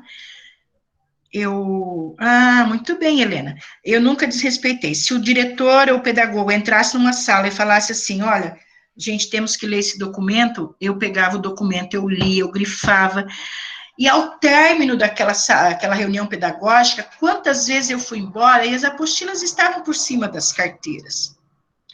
Eu me lembro que nas falas com oficinas que eu fiz para professores, eu dizia assim que quando era a época do mimeógrafo, nós tínhamos um material feio, aí a escola gastava um papel lascado, entregava para todo mundo uma apostila. Aí foi ficando difícil para ler, tal. Aí veio a impressora. Aí imprimia aquelas apostilas completas. Aí terminava a reunião, a pedagoga recolhia aquele monte de apostila que ninguém fez uso dela. Um ou outro responsável lia, levava para casa e fazia o seu compêndio de materiais para estudo. Passou essa era, elas começaram a ver que estava desperdiçando papel, vamos fazer 4, 5 cópias, vamos ler em grupos. Começou-se a fazer cópias e ler em grupos. Terminava a reunião pedagógica, lá tinha algumas apostilas por cima das carteiras, ninguém levava embora. Sabe de uma coisa? Vamos fazer no projetor? O que for preciso, a gente passa no projetor. Aí começou a se fazer as informações passadas no projetor. Aí você tinha lá 2, 3 olhando o celular, o outro conversando com o outro, e assim por diante. Então, na verdade, ser professor não é tão simples assim, né? Você contribui com a formação do pensamento, da sociedade, do que é bom.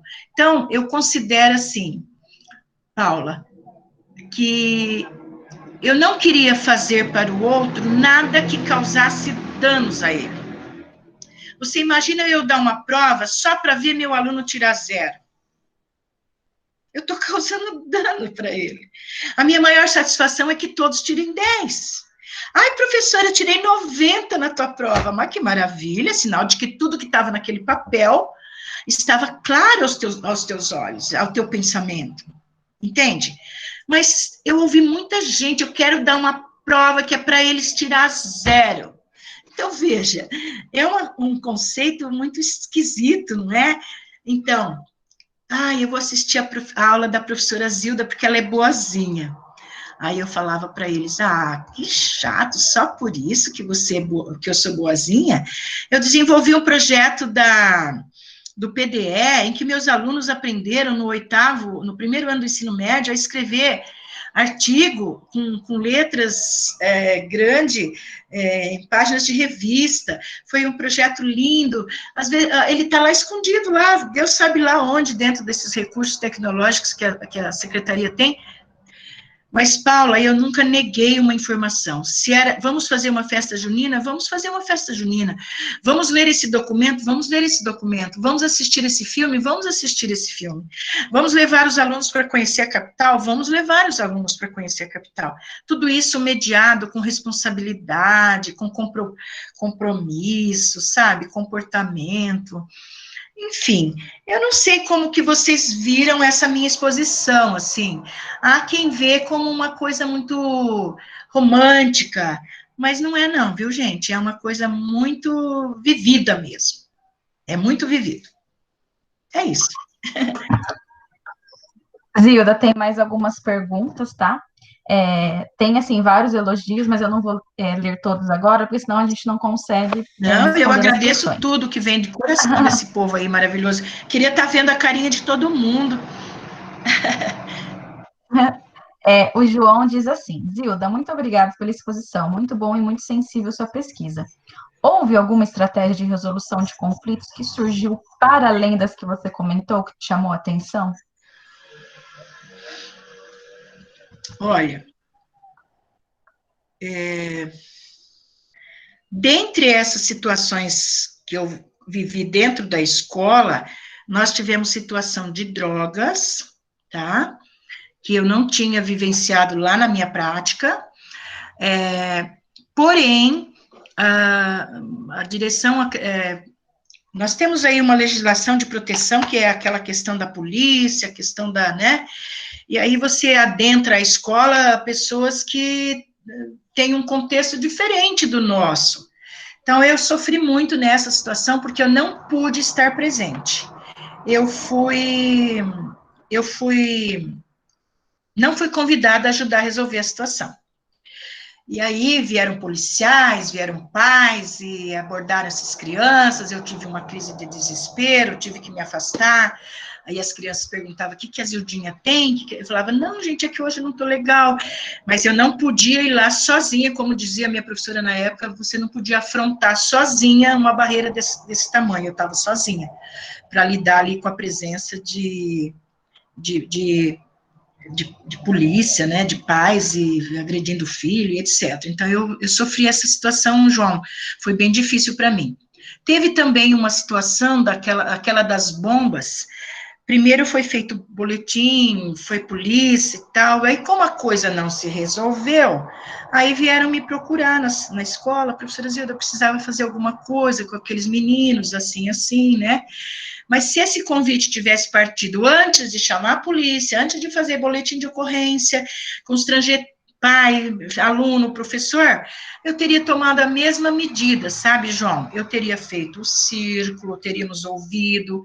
Esses meninos desenvolveram um projeto sobre as bombas, fizeram PowerPoint, montei uma sala de cinema na escola, as crianças foram turma por turma assistir, eles tinham crachá, eles falaram para os coleguinhas o que significava, os perigos, enfim. Eu transformei aquela atitude negativa. Quem de nós já não vimos falar que criança soltou bomba dentro da escola, né? Desde do meu tempo, 40 anos atrás, a gente já tinha esse tipo de arte. Arte de arteiro, viu, João? Não é arte da tua arte maravilhosa, não. E aí, então, foi muito positivo, muito positivo. Os pais foram comunicados, fizemos uma carta falando para os pais que os filhos iam participar de uma atividade pedagógica educativa com relação ao conflito criado na escola, entendeu? Então, foram essas daí. Fora da escola, nas entidades, na ONG que eu fui, era uma ONG grande, depois ela fechou, por conta de algumas coisas legais.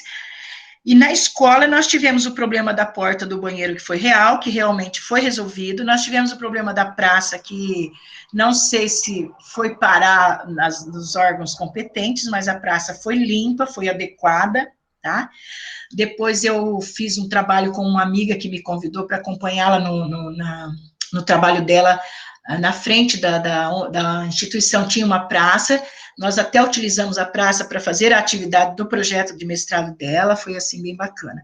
Não sei se foi nesse sentido que você perguntou, mas foi mais ou menos isso. Agora, eu gostaria de ter vivenciado situações em levar o problema, tipo, lá na Câmara, levar o problema lá no hospital, levar lá na delegacia de polícia, né? Porque esses espaços sociais a criança conhece, assim, muito por cima. Tem uma pergunta que eu faço para eles assim: quando a mamãe ficou grávida, onde o neném nasceu? Onde levou a mamãe? Pertinho de casa, né? Teve atendimento.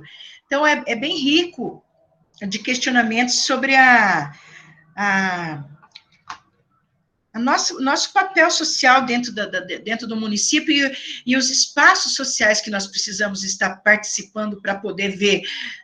Eu estou fazendo um levantamento, João, para você ter uma ideia. Eu tenho ido em lugares muito lindos ali, aqui em Maringá, em termos de saúde, tá? Por que tudo que é público tem que ser feio e mal feito? É nosso, temos que lutar para que isso fique bem. E eu fui num espaço particular e eu vi. Eu tenho notado, João, que a maioria dos banheiros e bebedouros ficam no mesmo ambiente. Você concorda? As escolas, muitos bebedouros ficam na porta do banheiro. Às vezes eu penso assim, os engenheiros têm que repensar essa questão. Por que um ambiente que, segundo a ciência, tem tanta bactéria, tanta sujeira, tanta coisa, mesmo com toda a higiene que é feita, a água tão saudável, tão maravilhosa, está no mesmo espaço. E eu andei tirando fotos de alguns lugares, sabe? Isso faz muito sentido, né, João? É uma coisa muito, é muito estranho tudo isso. Assim como você colocar uma praça maravilhosa e você não colocar dois bancos, bancos para uma mãe sentar, para amamentar o filho, ou para brincar com o menorzinho, para a pequenininha brincar com a boneca, né? E assim por diante. Então, João, eu terminou o mestrado, eu não veio a pandemia, eu estou pensando agora voltar a fazer esse projeto em alguns ambientes aí na comunidade, ou, sei lá, ajudar quem já está, né, nessa caminhada aí. Tá bom? O João é querido, né? Eu adoro ele. Ele é uma graça. E o quarteto deles, nem se fala, né? É demais. Uhum. Zilda, tem uma pergunta da Solange, que ela coloca assim: dentro da justiça restaurativa e dependendo da situação vivenciada pelo aluno, você acha importante que, além dos profissionais da educação, se envolva outros profissionais como assistente social e psicólogo? Considerando a necessidade do aluno, que muitas vezes não seria função direta da educação em resolver aquela questão, pois acredito muito no trabalho em rede. Olha, Solange, eu vou te falar um caso de uma aluna que eu a conheci. Ela já estava com um histórico social bastante agravante, tinha sido violentada, sabe? Foi abusada na infância, e parecia que a mãe tinha envolvimento nesse fato. E essa menina veio parar na nossa escola, Zilda. Olha, essa menina tem uma série de problemas, um atraso pedagógico, assim, de aprendizagem muito grande. E não adianta você ligar para a mãe, que a mãe não vai vir, tal, tal. E eu falei, aí eu confio no meu taco, vamos lá. E aí começamos a cuidar dessa menina negra, tá? Uma menina negra, bastante excluída e muito nervosa, muito brava, muito criadora de polêmica. Fiz todo um trabalho com ela primeiro na escola, de adaptação, de acolhimento, de respeito, e depois fui tentar falar com a mãe. Aí vai daqui, vai dali, consegui trazer a mãe uma vez, consegui trazer duas, consegui trazer três e consegui conversar com a mãe. Foi assim, uma benção. Aí o que eu fiz?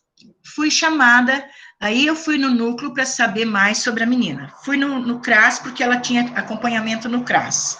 Fui saber quem era a psicóloga que acompanhava ela. Esse fui saber, não precisa você largar a escola e ir lá, é você ligar, conversar, isso tudo você faz no seu horário de trabalho, mas eu também fui pessoalmente. Aí essa menina aí eu comecei a acompanhar as idas dela na psicóloga, no CRAS, no médico, né?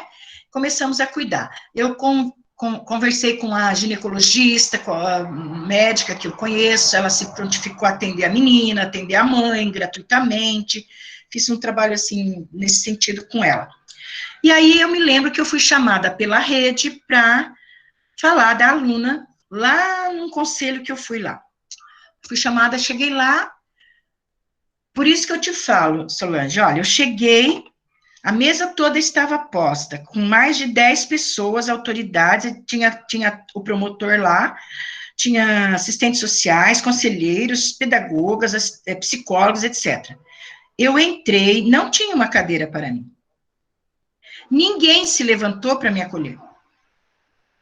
Sentei-me. Alguém depois, eu fui atrás, por favor, uma cadeira, e me sentei. Fiquei por último, ninguém se dirigiu a mim. Quando começaram a falar da menina, todo mundo já tinha falado, eu me dirigi o olhar para o promotor e falei, o senhor me permite apresentar aqui o que eu vim fazer? Falei bem assim, o senhor me permite apresentar o que eu vim fazer aqui? Abri uma pasta e ali tinha informações dessa querida aluna. Acompanhamento pedagógico comigo lá na sala pedagógica, quando ela não tinha condição de acompanhar a aula. As avaliações acompanhadas ali, com orientações, com estudo, com ela ali perto de mim.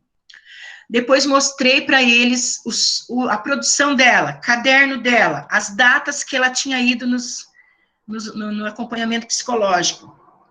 Ele bateu a mão na mesa e falou assim, até que enfim uma luz no fundo do túnel. Ou seja, reunir-se para falar de mim é uma coisa, reunir-se para falar comigo é outra.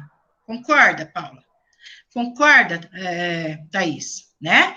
Então, eu tive essa experiência em rede. A rede tem muita força, sabe, Solange? Mas é preciso que a escola admita que ela não é uma ilha, que nós podemos contar com a ajuda do PCA, que nós podemos contar com a ajuda do CRAS. Aí utiliza tudo aquilo que eu falei para conseguir. Utiliza o respeito, utiliza a humildade em levantar informações, buscar... Olha, a minha função aqui é contribuir com essa adolescente. Não é dizer que eu faço mais ou faço menos que a outra, entende? É nesse sentido aí, eu valorizo demais a rede. Muita gente da rede já fez o curso da Justiça Restaurativa, viu, Solange? Muitos professores estão utilizando a prática restaurativa para dar aula mesmo. Eu tenho uma porção de experiências de círculo com professores e com alunos para dar aula, o conteúdo mesmo em círculo, usando a técnicas práticas da justiça restaurativa. Obrigada, Solange. Você seja muito feliz aí também na sua área. Zilda, obrigada pela resposta. Tem mais uma questão. Eu não lembro o nome da cursista, mas é que ela entrou como Departamento de Assistência Social. Ela diz assim: professora Zilda, foi um prazer enorme poder ouvir sua apresentação. Sou assistente social em um município pequeno, de pequeno porte, próximo a Maringá, e já trabalhei com o Serviço de Convivência e Fortalecimento de Vínculos, no CRAS. Fizemos uma parceria com a escola na época e o acolhimento, e percebo que você deu ênfase em sua fala, e o quanto realmente é importante na vida de crianças e adolescentes em situação de risco social. Gostaria de saber qual a sua opinião e possibilidades sobre o trabalho em rede em parceria com a assistência social, por exemplo. Lembrando que a escola também é um espaço que se reproduz a violência. Acho que você também já respondeu essa questão agora, né? Né, Zilda, sobre É a questão da fundamental. rede. É fundamental a assistência social estar presente. Ela pode ir lá fazer uma visita, conhecer a criança, sabe? Ver, conversar com o professor na hora de atividade, respeitando os horários da escola, né? Professora, tem uma criança que nós acompanhamos, eu vim aqui para saber um pouquinho dela, quero 10 minutos. O professor tem 40 de hora de atividade? Professor, eu preciso de 10 minutos seu para saber da Mariana. Você pode me dizer como a Mariana está, o que o senhor sugere que eu possa estar fazendo para contribuir com ela? Sabe, nós temos que nos amar, nós temos que nos dividir, trocar, ajudar, sabe? Eu não quero o direito só para mim, eu quero para o outro também, né? Então tá. Muito legal. É a Tiara que fez a pergunta. Eu vi o nominho dela ali, Tiara. A Eduarda pergunta assim: Zilda, muito obrigada pela exposição, muito rica. Gostaria que, se possível, você falasse sobre a prática de comunicação não violenta com os pais e mães. Quais eram os feedbacks deles em relação a isso? O que achavam dessa comunicação? Se foram dispostos a estudar e aprender sobre. Gostaria de pedir indicações de materiais a respeito também. Obrigada. Essa é a? Eduarda. Às vezes que eu fiz reunião com pais, porque eu tive a oportunidade, eu já fiz muitas reuniões de pais, e a minha reunião era sempre aquela voltada para a formação, né? Eu fazia cursos de noivo, aí eu preparava os noivos. Como pode uma moça solteira dar curso de noivos, né? Mas eu convivia com os filhos deles que já viviam juntos e não eram casados, ou seja, a gente tem uma experiência com crianças, né? Então a ideia não era eu dizer que eu sabia mais, né? A ideia era eu contribuir com eles na educação dos filhos. Agora, quando eu tratei de violência, da linguagem violenta, não foi só com os pais, não. Aqui em casa, com as minhas irmãs, com amigos, a minha família, qualquer coisa que um falava, daí o outro brincava assim, isso aí é linguagem violenta. Aí eu falava, então, vamos construir a frase novamente, né? Mas eu não sei o que acontece, sabe? Mas muitos pais choravam, muitos pais ficavam sentidos, porque essa violência, essa brutalidade que nós carregamos, mesmo lá no curso, nas formações que a gente teve de justiça restaurativa, nossos pais, nossos antepassados são oriundos de famílias que viveram a guerra, né? Viveram muito medo, viveram com muita insegurança, de fome, de tristeza, de dor, e isso tudo no emocional da pessoa, ele vem também. Nós lá em casa, italianos, somos tudo muito bravo, falam todo mundo muito bruto, e eu primo muito pela calmaria, porque o próprio Rosenberg, ele fala assim que a chave de todas as desavenças está na forma como nós nos comunicamos, de como nós nos expressamos. Você pode dizer assim para o teu filho, você nunca faz a tarefa, José? Ah, é um exagero, né? Aí você também pode dizer assim, José, olha, a mãe fica triste, mas às vezes que você não faz a tarefa, você sai no prejuízo. Você perde o conteúdo, José. Percebe? O foco do nosso discurso é que tem que mudar.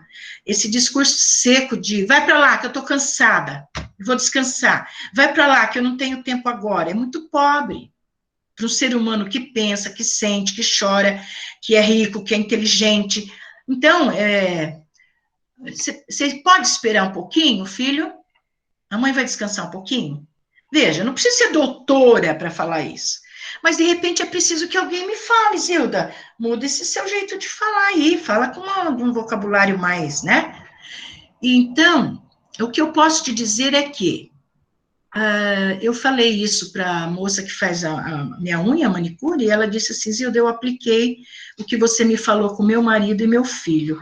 No terceiro dia, meu filho foi brincar com a filhinha dele, porque ele ficava só no celular. Então, eu fiquei feliz.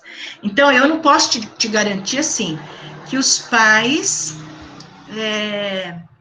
puseram em prática como uma atividade, uma tarefa, mas que acorda, assim, entendeu? Dá aquele choque. Agora, eu achei mais difícil o professor aceitar do que o pai. O professor tem um perfil muito dele, né, da sala dele, da aula dele, então, mas eu acredito que você pode usar o Rosenberg, tem muitos artigos agora, né, o Brasil está se destacando na justiça restaurativa agora, então você pode colocar lá nas pesquisas, coloca no site de artigos bons para você, Mato Grosso está com uma experiência muito boa, tá? Ponta Grossa tem uma experiência muito boa de educação e justiça restaurativa. Você pode entrar no site da educação lá, tá? O meu contato, se vocês quiserem que eu vá na escola de vocês, fazer uma visita, conversar. Agora eu já estou bem melhor de saúde, estou retomando minhas práticas, né? Daí eu coloco lá no grupo depois, né? Né, Thaís? O meu celular e meu e-mail. Sim, sim. Né? Eu vou mandar a sua dissertação, os slides lá também após a aula. Isso, então. Pode ser. Estou muito Zil, satisfeita de tem conversar com mais umas você. perguntinhas, tá? Que daí a Que gente bacana. finaliza, Tá. tá bom? Eu não estou com fome ainda. Não teve sinal do recreio, né? Não teve. Não Zilda, teve. é uma pergunta da Helena. Zilda, fiz a formação da Justiça Restaurativa pela Seduc Maringá. Percebi que fazer essa formação precisa de forma espontânea do participante, pois era perceptível quando alguém estava na formação por obrigação. Isso é um fato. Nas suas intervenções, você sentiu algum momento de resistência por parte dos participantes, sejam eles alunos, professores ou família? Sim, tinha. Na hora do check-in, por exemplo, eu encontrei professores que falaram assim, mas eu não quero falar nada. Aí um professor perguntava assim, Zilda, e se uma criança fizer isso no círculo? Você fala assim, olha, então nós vamos encerrar, aí eu vou ter uma conversa com ele. Porque se ele quer o respeito meu, ele também precisa dar o respeito para o outro. Então, é uma troca, uma reciprocidade, entendeu? Mas muitos tinham resistência, mas é aquela resistência, Solange, que nós já conhecemos na escola, aquele professor que faz aquele bico, mas depois você vai lá, conversa com ele, ele é um amor também. que todos nós precisamos avaliar os nossos aspectos psicológicos e emocionais, porque não é só a criança que carrega fardos pesados, nós também carregamos. Então, às vezes, nós precisamos também nos conhecer, entendeu? Eu queria, Thaís, antes de encerrar, falar para o pessoal que nós fizemos o check-in e agora tem o check-out. Vocês escreveram umas palavras no começo, estão lembradas? Então, tem bastante gente ainda, ó, tem 57 ainda, dá para fazer o check-out. Tem bastante. Ó, faz o seguinte, posso fazer o check-out, Paula? Pode, com certeza. Vai. Então, no check-out agora, eu também tenho a mensagem final. No check-out, vocês vão escrever como é que vocês estão se sentindo agora, em uma única palavra. Eu já vou escrever a minha. Que maravilha, esperançosa. Eu já fiz a minha.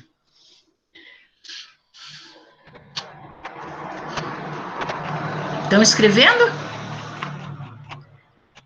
Estão escrevendo, ó, tem inspirada, tranquila. Conseguiu ver o chat? Agora eu estou puxando lá. Satisfeita, inspirada, que bom. Esperançosa. Aquelas pessoas que estavam tristes, melhoraram. Reflexiva, agradecida, que bacana, feliz. Amei, Solange, obrigada. Viu, gente, como a gente melhora o humor? Assim é o nosso aluno. Ele também melhora o humor, dependendo da energia que nós passamos para ele. Obrigada, Clara. Que bom que vocês estão melhor. E para fechar, eu escrevi aqui um negocinho.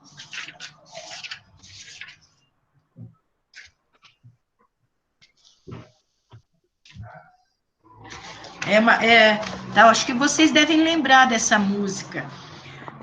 Quem sabe eu ainda sou uma garotinha, esperando o ônibus da escola, cansada com minhas meias 3/4, rezando baixo pelos cantos, por ser uma menina má. Mas eu não sou a menina má, sou a menina boa. Eu me sinto muito garotinha quando eu falo da educação mesmo, assim, é muito amor. Agora, eu tenho um poema que eu sempre declamo quando eu finalizo as minhas falas para os professores, assim. Eu vou declamar ele para vocês aqui agora. É um poema da Cecília Meirelles. Ela fala assim: eu não tinha este rosto assim, tão magro, tão triste. Eu não tinha esses olhos tão fundos. Eu não tinha esta boca amarga. Eu não tinha estas mãos tão frias, tão mortas, paradas. Eu não tinha este coração que nem se mostra. Obrigado. Gente, muito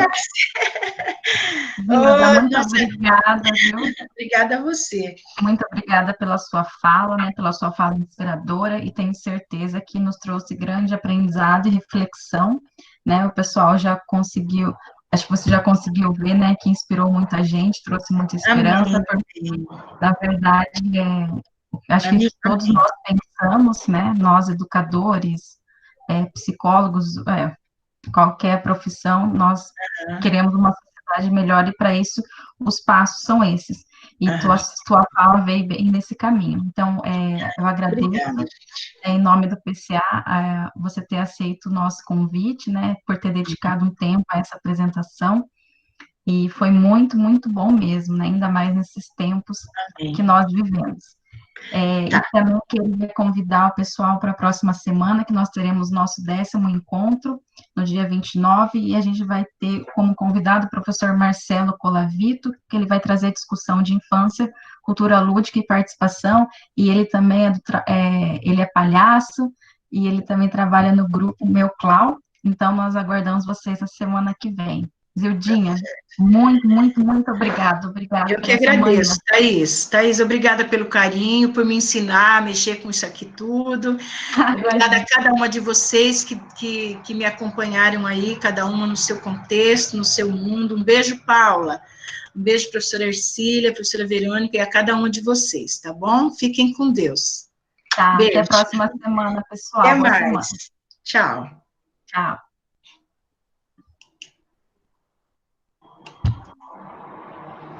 Agora como é que eu saio? Zilda, você vai clicar no Saiu. telefoninho vermelho, lá embaixo, bem no meio da tela. Tá certo. Obrigada, gente. Eliandra. Tchau. Beijo, depois eu te mando o link.